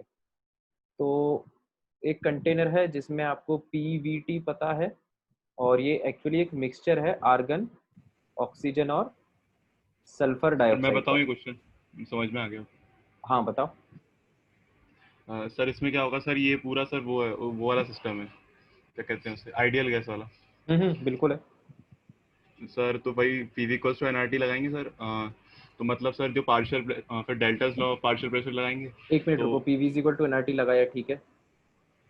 Sir बस इसे ऐसे छोड़ दिए सर, और फिर डेल्टास लॉ पार्शियल प्रेशर लगा दिए। हाँ सोचो तीनों का प्रेशर तो आ जाएगा, मेरा भी आ जाएगा। हाँ, तो मतलब आगे इसमें डेंसिटी निकालना है क्वेश्चन में, density of gaseous mixture. Yes sir yes. Sir इसमें क्या करेंगे सर, फिर सर इक्वल्स टू डालेंगे, और pressure of SO2 plus pressure of, तो सर इसको लिख देंगे 2 इंटू प्रेशर ऑफ SO2। किसमें? सर इसी में डेल्टन्स लॉ पार्शियल प्रेशर में total pressure equals to 2 into pressure of SO2।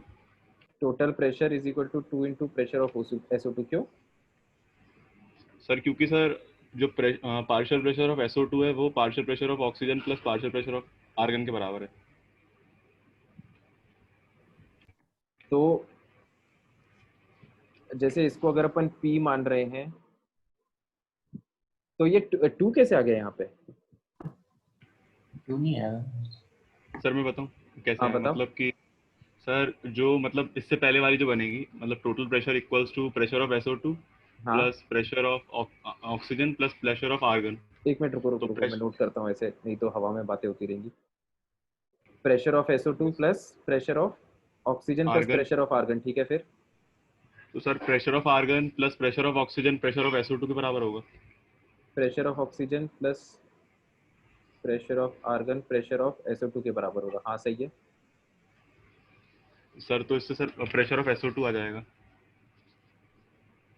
Total pressure तुम्हें पता है। हाँ तो इससे तुम्हारा प्रेशर ऑफ SO2 आ गया, पार्शियल प्रेशर ऑफ SO2 आ गया, है ना? यस हाँ सर। सही है, हो गया तीनों मतलब क्या फिर तो आ जाएगा? क्वेश्चन, फिर तो सर क्वेश्चन मैंने भी यही करा था, नहीं उसका आया आंसर था। नहीं आ रहा था क्या? सर और आगे बताऊं? चंद्रवान बोलो पहले। सर और आगे बताऊं? बताओ बताओ। ये मतलब सर तो तुमने फिर जो किया था तुम वो बता रहे हो, या तुम्हें अब समझ में आ गया कि क्या करना है वो बता रहे हो? अब समझ में आ गया। हाँ बताओ। सर तो प्रेशर ऑफ SO2 बराबर हो जाएगा pressure of argon plus pressure of oxygen के।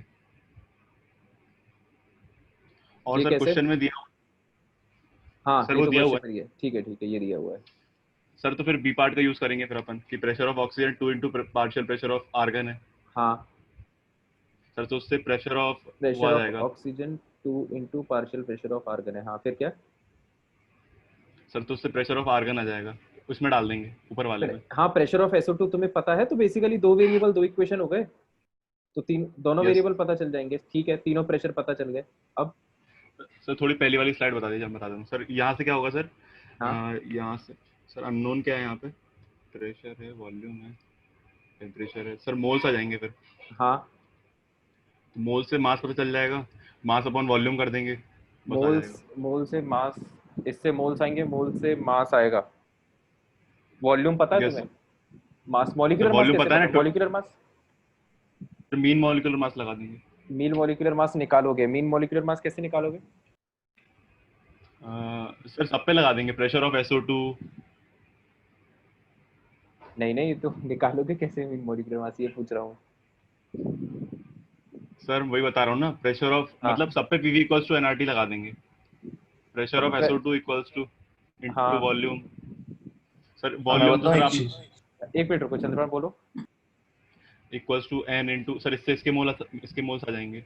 हाँ तुमको सर टेम्परेचर पता है, वॉल्यूम पता है क्या? वॉल्यूम भी पता है हाँ। सर और सब में ही लगा देंगे, सबके मोल्स आ जाएंगे। और सर वही मीन मोलार मास वाली वो लगाएंगे। हाँ हाँ फिर वो वाला जो वो रहेगा मास रहेगा, उसको वॉल्यूम से हाँ डिवाइड समझ कर गया। देंगे तो डेंसिटी आ जाएगा। हम्म। यस काफी थोड़ा लंबा है ये, मतलब सही है वैसे, तुमने जितना बताया वो पूरा सही है चंद्रभान, उसमें कोई दिक्कत नहीं है, शाबाश। सर मैं बताऊँ एक चीज, मैंने ऐसा करा था। बिल्कुल बताओ। सर जैसे वो प्रेशर आ गए तीनों के, हाँ आ गए। फिर वो PV इक्वल टू NRT से तीनों के मोल्स आ जाएंगे। तो ये वही तो है जो चंद्रभान ने बताया। अच्छा वही बताया क्या? हाँ तो सर इसके मोल्स आ जाएंगे। फिर मैंने मास निकाला सर, जैसे मास ऑफ आर्गन निकाल लेंगे। हाँ तीनों का आर्गन मास का निकाल लिया। मॉलिक्यूल, आर्गन का मॉलिक्यूल स्पेसिफिक आर्गन का बोल रहा हूँ। हाँ हाँ आर्गन का निकाल दिया, ठीक है। टोटल मास आ जाएगा। हाँ तो फिर वही टोटल मास आ जाएगा V और RT के फॉर्म में। हम्म। तो सर वॉल फिर V से V कट जाएगा और R और तो T की वैल्यू रख सही तो देंगे, क्या है भाई, आंसर आ तुम्हारा जाएगा। आंसर क्यों गलत आ रहा है? पता नहीं सर, वही तो मैंने केल्विन में भी रखा था सब कुछ। तुमने सही किया है वैसे, पता नहीं है तुम्हारा आंसर क्यों गलत आ रहा है। एक बार कैलकुलेशन भेजना मेरे को संकित, क्लास के बाद, है ना? Yes sir. तो मैं बताता हूँ फिर उसमें। देखो अब मैं तुम लोग को बता देता हूँ, बाकी स्टूडेंट्स ध्यान से सुन लो क्योंकि कंफ्यूज हो गए, क्योंकि थोड़ा रैंडम रैंडम अपना डिस्कशन चल रहा था, है ना? देखो भाई अपन क्वेश्चन को चालू करते हैं उल्टा। कैलकुलेट द डेंसिटी, है ना, हमेशा क्वेश्चन को हम उल्टा ही चालू करते हैं। Calculate the density of the gaseous mixture, मतलब आपको ये निकालना है डेंसिटी ऑफ मिक्सचर, है ना? तो हमने हमने देखा डेंसिटी किस में आती है, डेंसिटी आती है Pm is equal to rho RT में, राइट? तो पी एम, तो जो मॉलिक्यूलर मास है वो मिक्सचर का रखेंगे, तो जो रो आएगा वो मिक्सचर का आएगा आर टी, राइट। अब प्रेशर, वॉल्यूम, टेम्परेचर ये सब आपको दिया हुआ है, आर तो पता ही होता है, टेम्परेचर दिया है, प्रेशर दिया है, वॉल्यूम की कोई जरूरत है नहीं अभी। तो बेसिकली ये निकालने के लिए अपन को ये निकालना पड़ेगा, राइट, ये मॉलिक्यूलर मास ऑफ मिक्सचर। तो ये हो गया अपना next point of focus, molecular mass of mixture हम कैसे कैलकुलेट करें। तो इसका हम फॉर्मूला याद करने की कोशिश करते हैं। फॉर्मूला हमने इस तरह से लिखा है, एक तो sigma N1 M1 by sigma N1, या फिर एक फॉर्मूला हमने ऐसे भी लिखा है सिग्मा X1 M1, ठीक है। तो अब देखो इसमें अपन को पता क्या क्या है, हमको तीनों गैसेस पता है, आर्गन, ऑक्सीजन, सल्फर डाइऑक्साइड। तो हमको मॉलिक्यूलर मास तो पता है सबका, तो ये हमने इस पे लगा दिया टिक, है ना। किसी तरह से हमको मोल फ्रैक्शन मिल जाए तो हमारा क्वेश्चन खत्म हो जाएगा। तो अब भाई मोल फ्रैक्शन निकालने पे दिमाग लगाते हैं। तो मोल फ्रैक्शन अब हमको याद आ रहा है, Dalton's law of partial pressure में हमने पढ़ा है ना। किसी गैस का पार्शियल प्रेशर होता है उस गैस का mole fraction into total pressure, ठीक है। तो हमको हर गैस का मोल फ्रैक्शन निकालना है, तो हमको हर टोटल प्रेशर तो पता ही है, क्वेश्चन में दिया है, हमको हर गैस का पार्शियल प्रेशर निकालना पड़ेगा, ठीक है। तो अब पार्शियल प्रेशर निकालने के लिए देखो, जो तीन गैसेस हैं आर्गन, ऑक्सीजन और SO2, तो तीन गैस के लिए तीनों गैस का पार्शियल प्रेशर में इक्वेशन दी हुई है, ये देखो ये पार्शियल प्रेशर में इक्वेशंस दी हुई है। अब प्रॉब्लम ये है कि ये दो इक्वेशंस हैं, सही बात है, पार्शियल प्रेशर में दो इक्वेशंस हैं, है ना। और हमको कितनी इक्वेशन चाहिए, हमको अननोन कितनी है, तीन, partial pressure of SO2, O2 और आर्गन। Yes sir. तो तीन इक्वेशन और वेरिएबल हैं दो, सॉरी उल्टा बोल दिया मैंने, दो इक्वेशन और वेरिएबल हैं तीन, तो क्वेश्चन नहीं हो पाएगा अभी तो, एग्रीड। Yes sir. एक इक्वेशन और चाहिए, तीसरी इक्वेशन कौन सी बनेगी बताओ। सर बी वाली। हाँ तीसरी इक्वेशन ये बी वाली, मतलब वो तो छपी हुई है ना भाई, इसको मिला के मैं बोल रहा हूँ कि ये दो इक्वेशन है। तीसरी इक्वेशन तो कौन सी फिर बनेगी, सर वो P equals to 2 into SO2। नहीं, जो तीनों गैसेस हैं उन सब का जो टोटल जो प्रेशर है वो मिला के आएगा कितना, 1 एटमॉस्फेयर, है ना। ये बनेगी तीसरी इक्वेशन। यस। वो जो तुम बोल रहे हो संकेत चंद्रभान, वो तो जो तीसरी इक्वेशन है वो तो तुमने इन्हीं दोनों से तीसरी बना दी ना, ऐसे थोड़ी ना होता है, नई इक्वेशन बनानी पड़ती है। सर मैंने deltas law of partial pressure से बनाई है वो, इन दोनों से थोड़ी ना बनाई है। तुमने Dalton's law of partial pressure से बनाई है कि, हाँ चलो बताओ कैसे बनाई है। Sir total pressure equals to pressure of SO2 plus pressure of argon plus pressure of oxygen, और फिर pressure of argon plus pressure of अरे तो ये मैं वही ऑक्सीजन। तो कह रहा हूँ, यही तो है third equation, yes sir. Sir यही मैंने तो वही गई। वही तो कहा सर, हाँ टोटल हाँ, तो प्रेशर सही इक्वल्स सही कहा टू तुमने, इंटू पी। बिल्कुल सही कहा। थर्ड इक्वेशन देखो ये है, ये थर्ड इक्वेशन इसलिए है क्योंकि इसमें आपको टोटल प्रेशर की वैल्यू क्वेश्चन में पता है, ठीक है। तो पार्शियल प्रेशर के जो तीन वेरिएबल्स हैं उसमें दो इक्वेशन तो ये है और तीसरी इक्वेशन ये है, ठीक है। तो ये जो तीन वेरिएबल हैं, तीन, three variable three equation, maths आपने पढ़ी है, तीनों वेरिएबल आप निकाल सकते हो। तो तीनों वेरिएबल अब आ जाएंगे, है ना, तीनों वेरिएबल निकाल लेना। तो तीनों वेरिएबल निकल गए तो सबका मोल फ्रैक्शंस आ गया। अब बस क्वेश्चन को बैक ट्रेस करना चालू कर दो, सबके पार्शियल प्रेशर निकल जाएंगे तो सबका मोल फ्रैक्शन निकल जाएगा। तो x1 x2 x3 तीनों पता है, मॉलिक्यूलर मास आया, मॉलिक्यूलर मास मिक्सचर का यहाँ डाला, डेंसिटी आ गई। कर लोगे क्या, मैं आपको सेंड कर दूंगा कैलकुलेशन, आप मेरी चेक कर लो। हाँ सेंड कर देना, है ना, मेरे को मैं बता दूंगा उसमें क्या दिक्कत है, बाकी लोग ऐसे करके देख लेना, आपका क्वेश्चन हो जाएगा।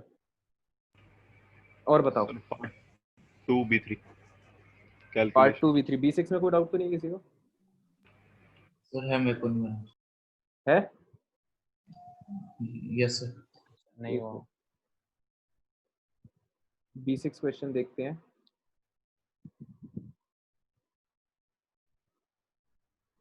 सर मुझसे भी नहीं हुआ सर वो।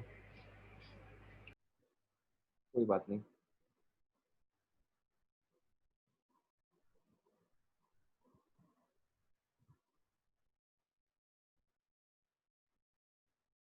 ये है अपना क्वेश्चन B6।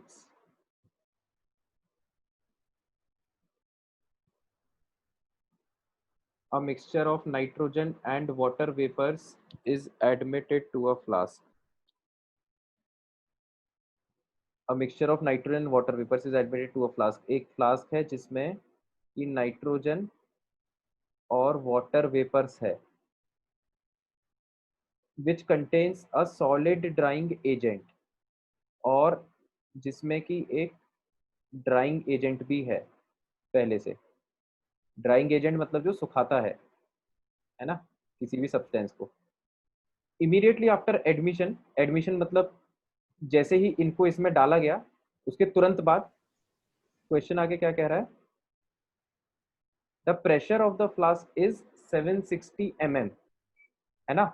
मतलब ऐसा है, देखो जब ये नहीं था, ठीक है, तो प्रेशर इस फ्लास्क में कितना था, प्रेशर था 760 mm, 760। है ना, T इज इक्वल टू 0 पे। और फिर जब इसमें गैसेस डाल दी गई हैं, ये अपना ड्राइंग एजेंट तो यहाँ पे रहेगा ही, जब इसमें गैस आपने डाल दी नाइट्रोजन और वाटर वेपर, तो प्रेशर चेंज होके शायद कुछ हो जाएगा आफ्टर सम आवर्स, है ना, कुछ घंटे बाद, मतलब कुछ टी टाइम के बाद। The pressure reached a steady value, steady मतलब रुक गई है, अब चेंज नहीं हो रही है ना, मतलब फाइनल वैल्यू। तो प्रेशर कितना है 745, है ना। तो ये P2 की वैल्यू आपको पता है, P1 की वैल्यू भी आपको पता है ना। तो ये प्रेशर Yes, कम sir. क्यों हुआ, क्योंकि आपने ये गैसेस को इसमें डाला है, N2 और वाटर वेपर्स को। तो देखो, calculate the composition in mole and percent of original mixture.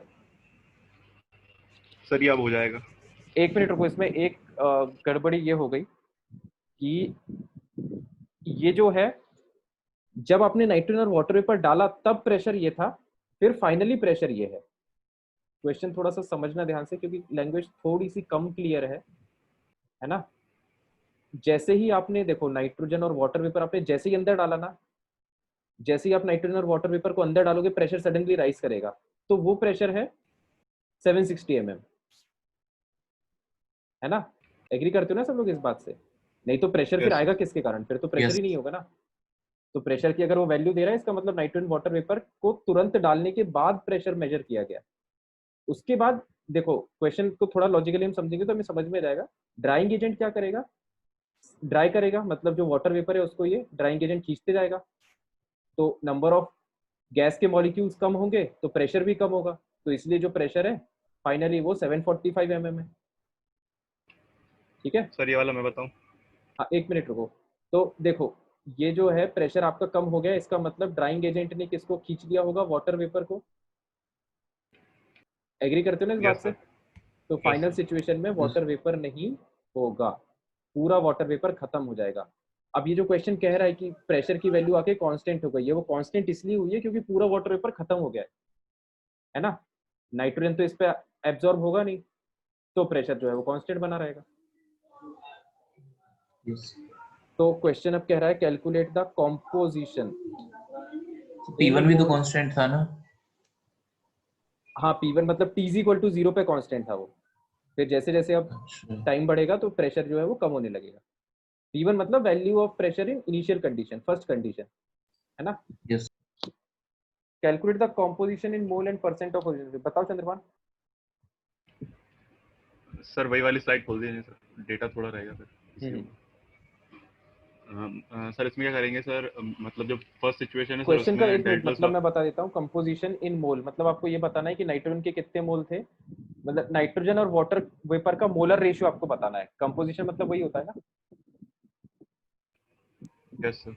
हाँ, अब बोलो चंद्रभान। सर दोनों जो सिचुएशंस है उन पर डेल्टास लॉ पार्शियल प्रेशर लगाएंगे, बिल्कुल। और सर दूसरी सिचुएशन पे जब लगाएंगे तो deltas law partial pressure of N2 के बराबर आएगा। हाँ तो सर उससे सर प्रेशर ऑफ हाइड्रोजन आ जाएगा, मतलब वाटर वेपर्स। सर उससे हाँ, क्या होगा। मतलब यहाँ पर जो प्रेशर है वो क्योंकि सिर्फ नाइट्रोजन ही है, तो जो पूरा का पूरा प्रेशर है वो नाइट्रोजन के कारण ही लग रहा है। यही यस कह रहे सर। हो ना तुम? तो Yes. इसका मतलब आपको नाइट्रोजन के पार्शियल प्रेशर की वैल्यू पता है, EN2 की वैल्यू आपको पता है। हाँ, अब क्या कह रहे हो? सर फिर ये वाली वैल्यू सर पहली वाली सिचुएशन में डालेंगे तो प्रेशर ऑफ वाटर आ जाएगा।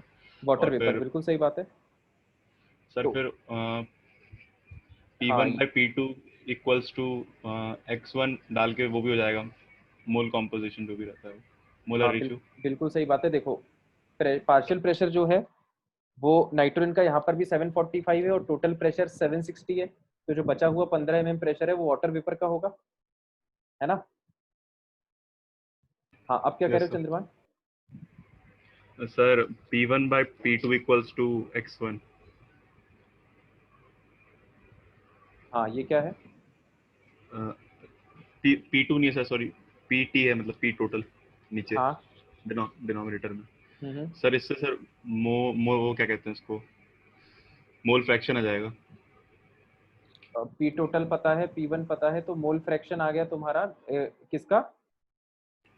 नाइट्रोजन का। किसी का भी सर, हाँ नाइट्रोजन हाइड्रोजन दोनों का आ जाएगा। हाँ, पार्शियल प्रेशर पता है, टोटल प्रेशर पता है, तो ये आ गया। एंड सिमिलरली तुम्हें किसका मिल जाएगा? मोल फ्रैक्शन हाइड्रोजन का, है ना? फिर यस सर। सर इसको इनटू 100 कर देंगे तो सर वो परसेंटेज कॉम्पोजिशन आ जाएगा उसका, मोल में। हाँ, मतलब देखो, अब तो यार मोल फ्रैक्शन आ गया है, तो जो मोल फ्रैक्शन का रेशियो होता है वही मोल्स का रेशियो होता यस सर, अब आ है ना? जाएगा। अब तो क्वेश्चन खत्म हो गया। जो मोल फ्रैक्शन का रेशियो होता है वो ही मोल्स का रेशियो होता है। तो आपको मोलर कंपोजिशन भी पता चल गया, और बाकी परसेंटेज में बताना है तो उसको फिर 100 से मल्टीप्लाई कर देना, है ना? यस। शाबाश चंद्रमान। और बताओ, बी पार्ट भी बताना है क्या? नहीं वो, sir B part PV equals to NRT से हो जाएगा शायद तक। हाँ हो जाएगा सर वो तो। If the experiment is done at temperature and drying agent का वेट इतना बढ़ गया है, तो अब बी पार्ट करके देख लोगे, हो जाएगा? पढ़ के देख लो यस एक सर, हो बार। जाएगा। नहीं मैंने अभी पढ़ा। चलो ठीक है, तो बी पार्ट करके देख लेना, इनकेस अगर अटक जाए तो पूछ लेना फिर मुझसे, है ना? Yes yes sir. और बताओ। सब नहीं पार्ट। सर पार्ट 2 में हाँ, बताओ चंद्रमान। Sir B3।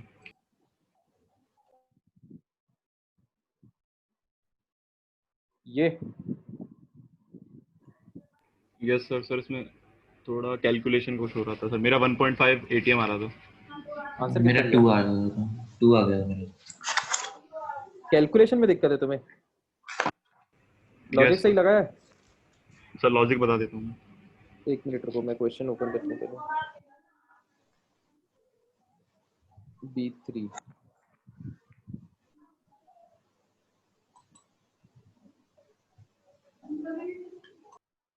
हाँ भाई, बताओ। सर मैं बताऊँ लॉजिक। बताओ। सर इसमें मैंने सर मोल्स निकाल लिए थे दोनों के, कितने आ रहे हैं। दोनों के मोल्स, दोनों मतलब नाम बोलो, स्पेसिफिकली डिस्कशन करो, थोड़ा नाम बताओ। AN A2। ए के मोल्स तुमने निकाल लिए थे, है ना? फिर यस सर। और सर 50% बाय वेट वो है, क्या कहते हैं, मोनोमर या डायमर है, तो सर उससे सर ये पता चल जाएगा कि बाकी का 50% ए होगा, ए या A2 होगा। हाँ, सही बात है। सर तो फिर उससे दोनों के मोल्स आ जाएंगे हम्म। सर, क्योंकि वो मोलार मास दिया हुआ है। हाँ हाँ।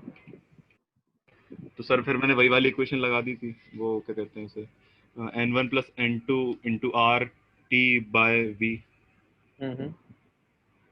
इसमें निकालना क्या था? Pressure developed if the compound exists at dimer to the extent of 50% by weight. हाँ, तो जो वेट यस है, जैसे टोटल वेट अगर बीकर का 100 ग्राम आ रहा है तो उसमें से 50 ग्राम तो मोनोमर है और 50 ग्राम डाइमर है ना? ये तो समझ में आ गया होगा।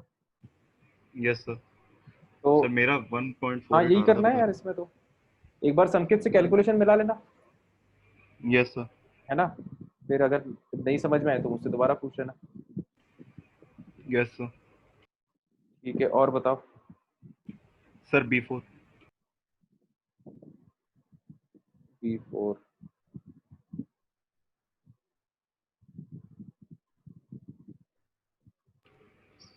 सर इसमें आंसर मेरा शायद ये आ रहा था, सी वाला तो सी नहीं है क्या आंसर? सर, ए है ना?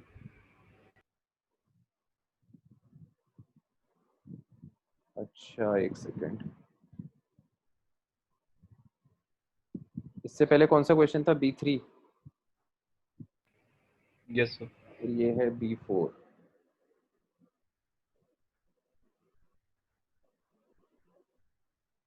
The total pressure of a mixture of oxygen and hydrogen is, तो देखो आपको हाइड्रोजन और ऑक्सीजन की वैल्यू प्रेशर की पता है। The mixture is ignited and the water is remove, है ना, मिक्सचर को फिर इग्नाइट किया गया है और वाटर इज रिमूव, और वाटर को हटा दिया गया है। तो the remaining gas is pure hydrogen and exerts A pressure of 0.4 atm।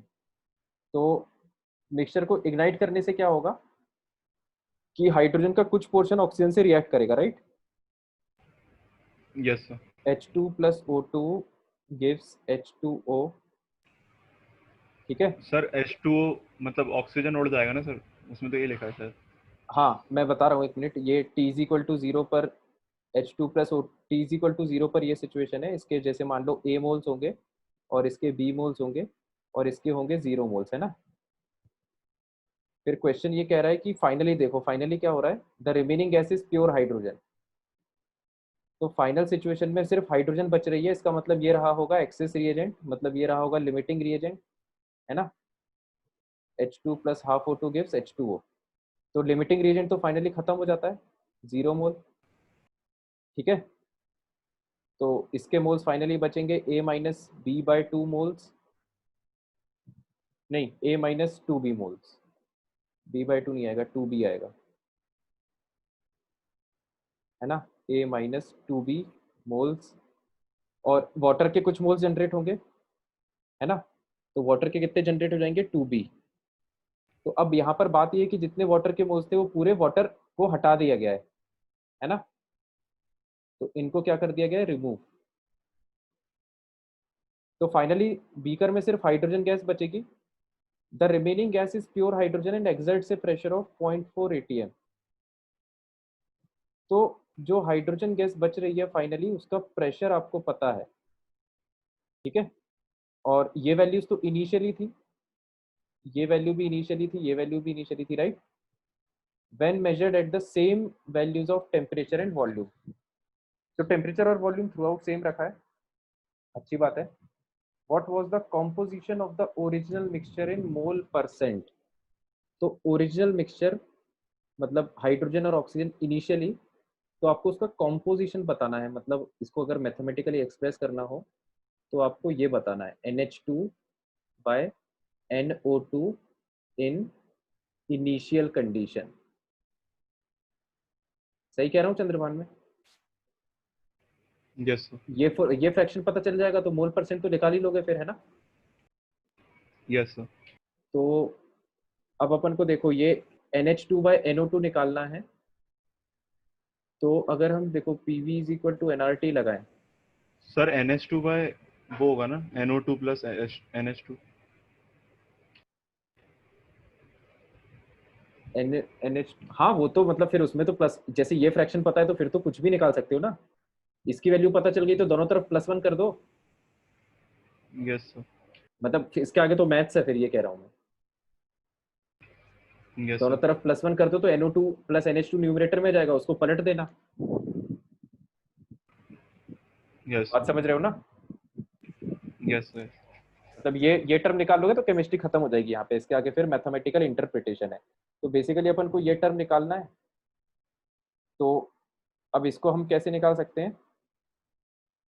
देखो NH2 बाय NO2 इनिशियली तो मोल्स होता है PV बाय RT।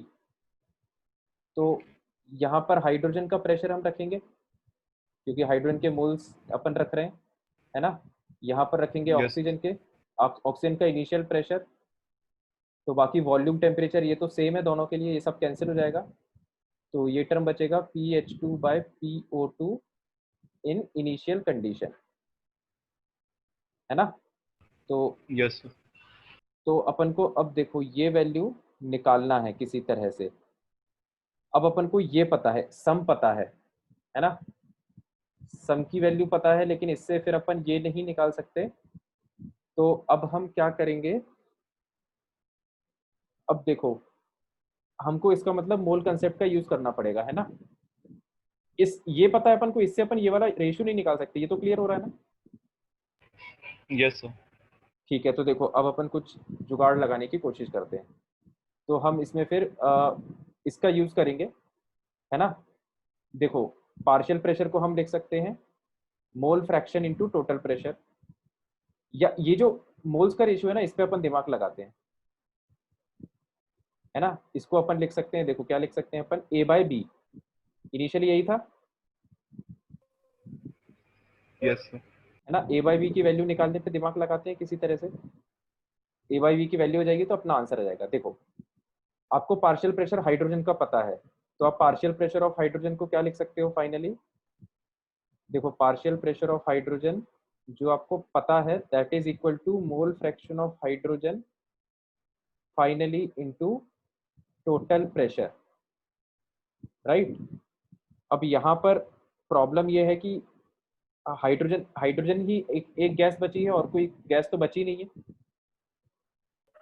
है ना। Yes sir. तो मोल फ्रैक्शन तो आएगा 1, फाइनली मोल फ्रैक्शन हाइड्रोजन का आएगा 1। तो जो टोटल प्रेशर है वो जो कि 0.4 atm है दिया हुआ है ना, ये किसके बराबर आ जाएगा, moles of hydrogen R T by V, सही है। Yes sir. Moles of hydrogen finally, तो इसको अपन moles of hydrogen finally A B के टर्म्स में लिखो, कितना है A-2B, ठीक है। तो PT जिसकी वैल्यू अपन को पता है, इसको अपन लिख सकते हैं A-2B R T by V, सही है चंद्रभान। Yes sir. अब अपन को निकालना है, देखो A बाय बी हमें निकालना है ना, और A-2B हमें पता है। अब हम क्या कर सकते हैं, इसमें थोड़ा सा यहाँ पे सोचना पड़ेगा। A-2B हमें पता है, टेम्परेचर वॉल्यूम नहीं पता, और हमको A बाय बी निकालना है। ऐसा करते हैं और इक्वेशन बनाते हैं, प्रेशर ऑफ हाइड्रोजन पे भी ये सेम इक्वेशन बनाओ इनिशियली, है ना। देखो pressure of hydrogen initially plus pressure of oxygen initially, right. ये वैल्यू आपको पता है ना। तो प्रेशर ऑफ हाइड्रोजन इनिशियली क्या होगा, moles of hydrogen initially R T by V, सही है। Yes sir. है ना, इनिशियली हाइड्रोजन के कितने मोल्स थे, ए, और ऐसे ही बी मोल्स ऑक्सीजन के, तो moles of oxygen R T by V, right. तो इसको सॉल्व करके कितना आ जाएगा, A plus B R T by V. अब देखो अब क्वेश्चन खत्म हो गया, एक इक्वेशन ये, दूसरी इक्वेशन ये, दोनों का आपको लेफ्ट हैंड साइड पता है ना। जब इन दोनों इक्वेशन Yes. को डिवाइड करोगे तो A-2B आएगा ऊपर, A प्लस बी आएगा नीचे। मतलब मैं इसको अब करके बता देता हूँ, देखो पूरा, ये पहली इक्वेशन है, ये दूसरी इक्वेशन है, एक को दूसरे से डिवाइड करो तो लेफ्ट हैंड साइड तो आपको पता है ना, राइट हैंड साइड में आ जाएगा A-2B, R T by V तो कैंसिल हो जाएगा ऊपर नीचे से, यस सर। है ना। अब क्या करना है, बस दो ऊपर नीचे b से डिवाइड कर दो, स्मॉल b से, तो ये बन जाएगा a बाई बी -2, और ये भी बन जाएगा a बाई बी +1। तो एक ही वेरिएबल है, कौन सा, a बाय बी, है ना। यहाँ पर ऊपर और नीचे डिवाइड कर दो, डिवाइड बाय b, ठीक है। तो जो आपकी इक्वेशन है वो पूरी किस में आ जाएगी, A by B. a by B में। तो a बाई बी की वैल्यू निकाल लेना, क्वेश्चन खत्म हो गया, है ना, हो गया। Yes sir. तो वही है, ये क्वेश्चन थोड़ा सा इसलिए टफ है क्योंकि इसमें मैथमेटिकली थोड़ा दिमाग लगाना पड़ेगा हमको, है ना। अच्छा क्वेश्चन था काफी, और बताओ। सर अब तो नहीं है डाउट। अब नहीं है, चलो ठीक है। तो फिर अपन मिलते हैं नेक्स्ट क्लास में। कौन सा क्वेश्चन था, और है ना, ठीक है, चलो अब ठीक से है रोज फिर। ऐसी क्लास रहेंगी क्या? किसकी, अब से रोज ऐसी क्लास रहेंगी ऐसे मतलब 7:15 टू 7:15 आज है, कल नहीं है, कल तो टाइम टेबल के हिसाब से है, फिर अगले दिन और अगले के अगले दिन, मतलब वेडनेसडे और थर्सडे, है ना? Yes sir. चलो ठीक है, मिलते हैं फिर अपन अगली क्लास में। Goodbye students, take care, welcome everyone. Thank you sir. Thank you.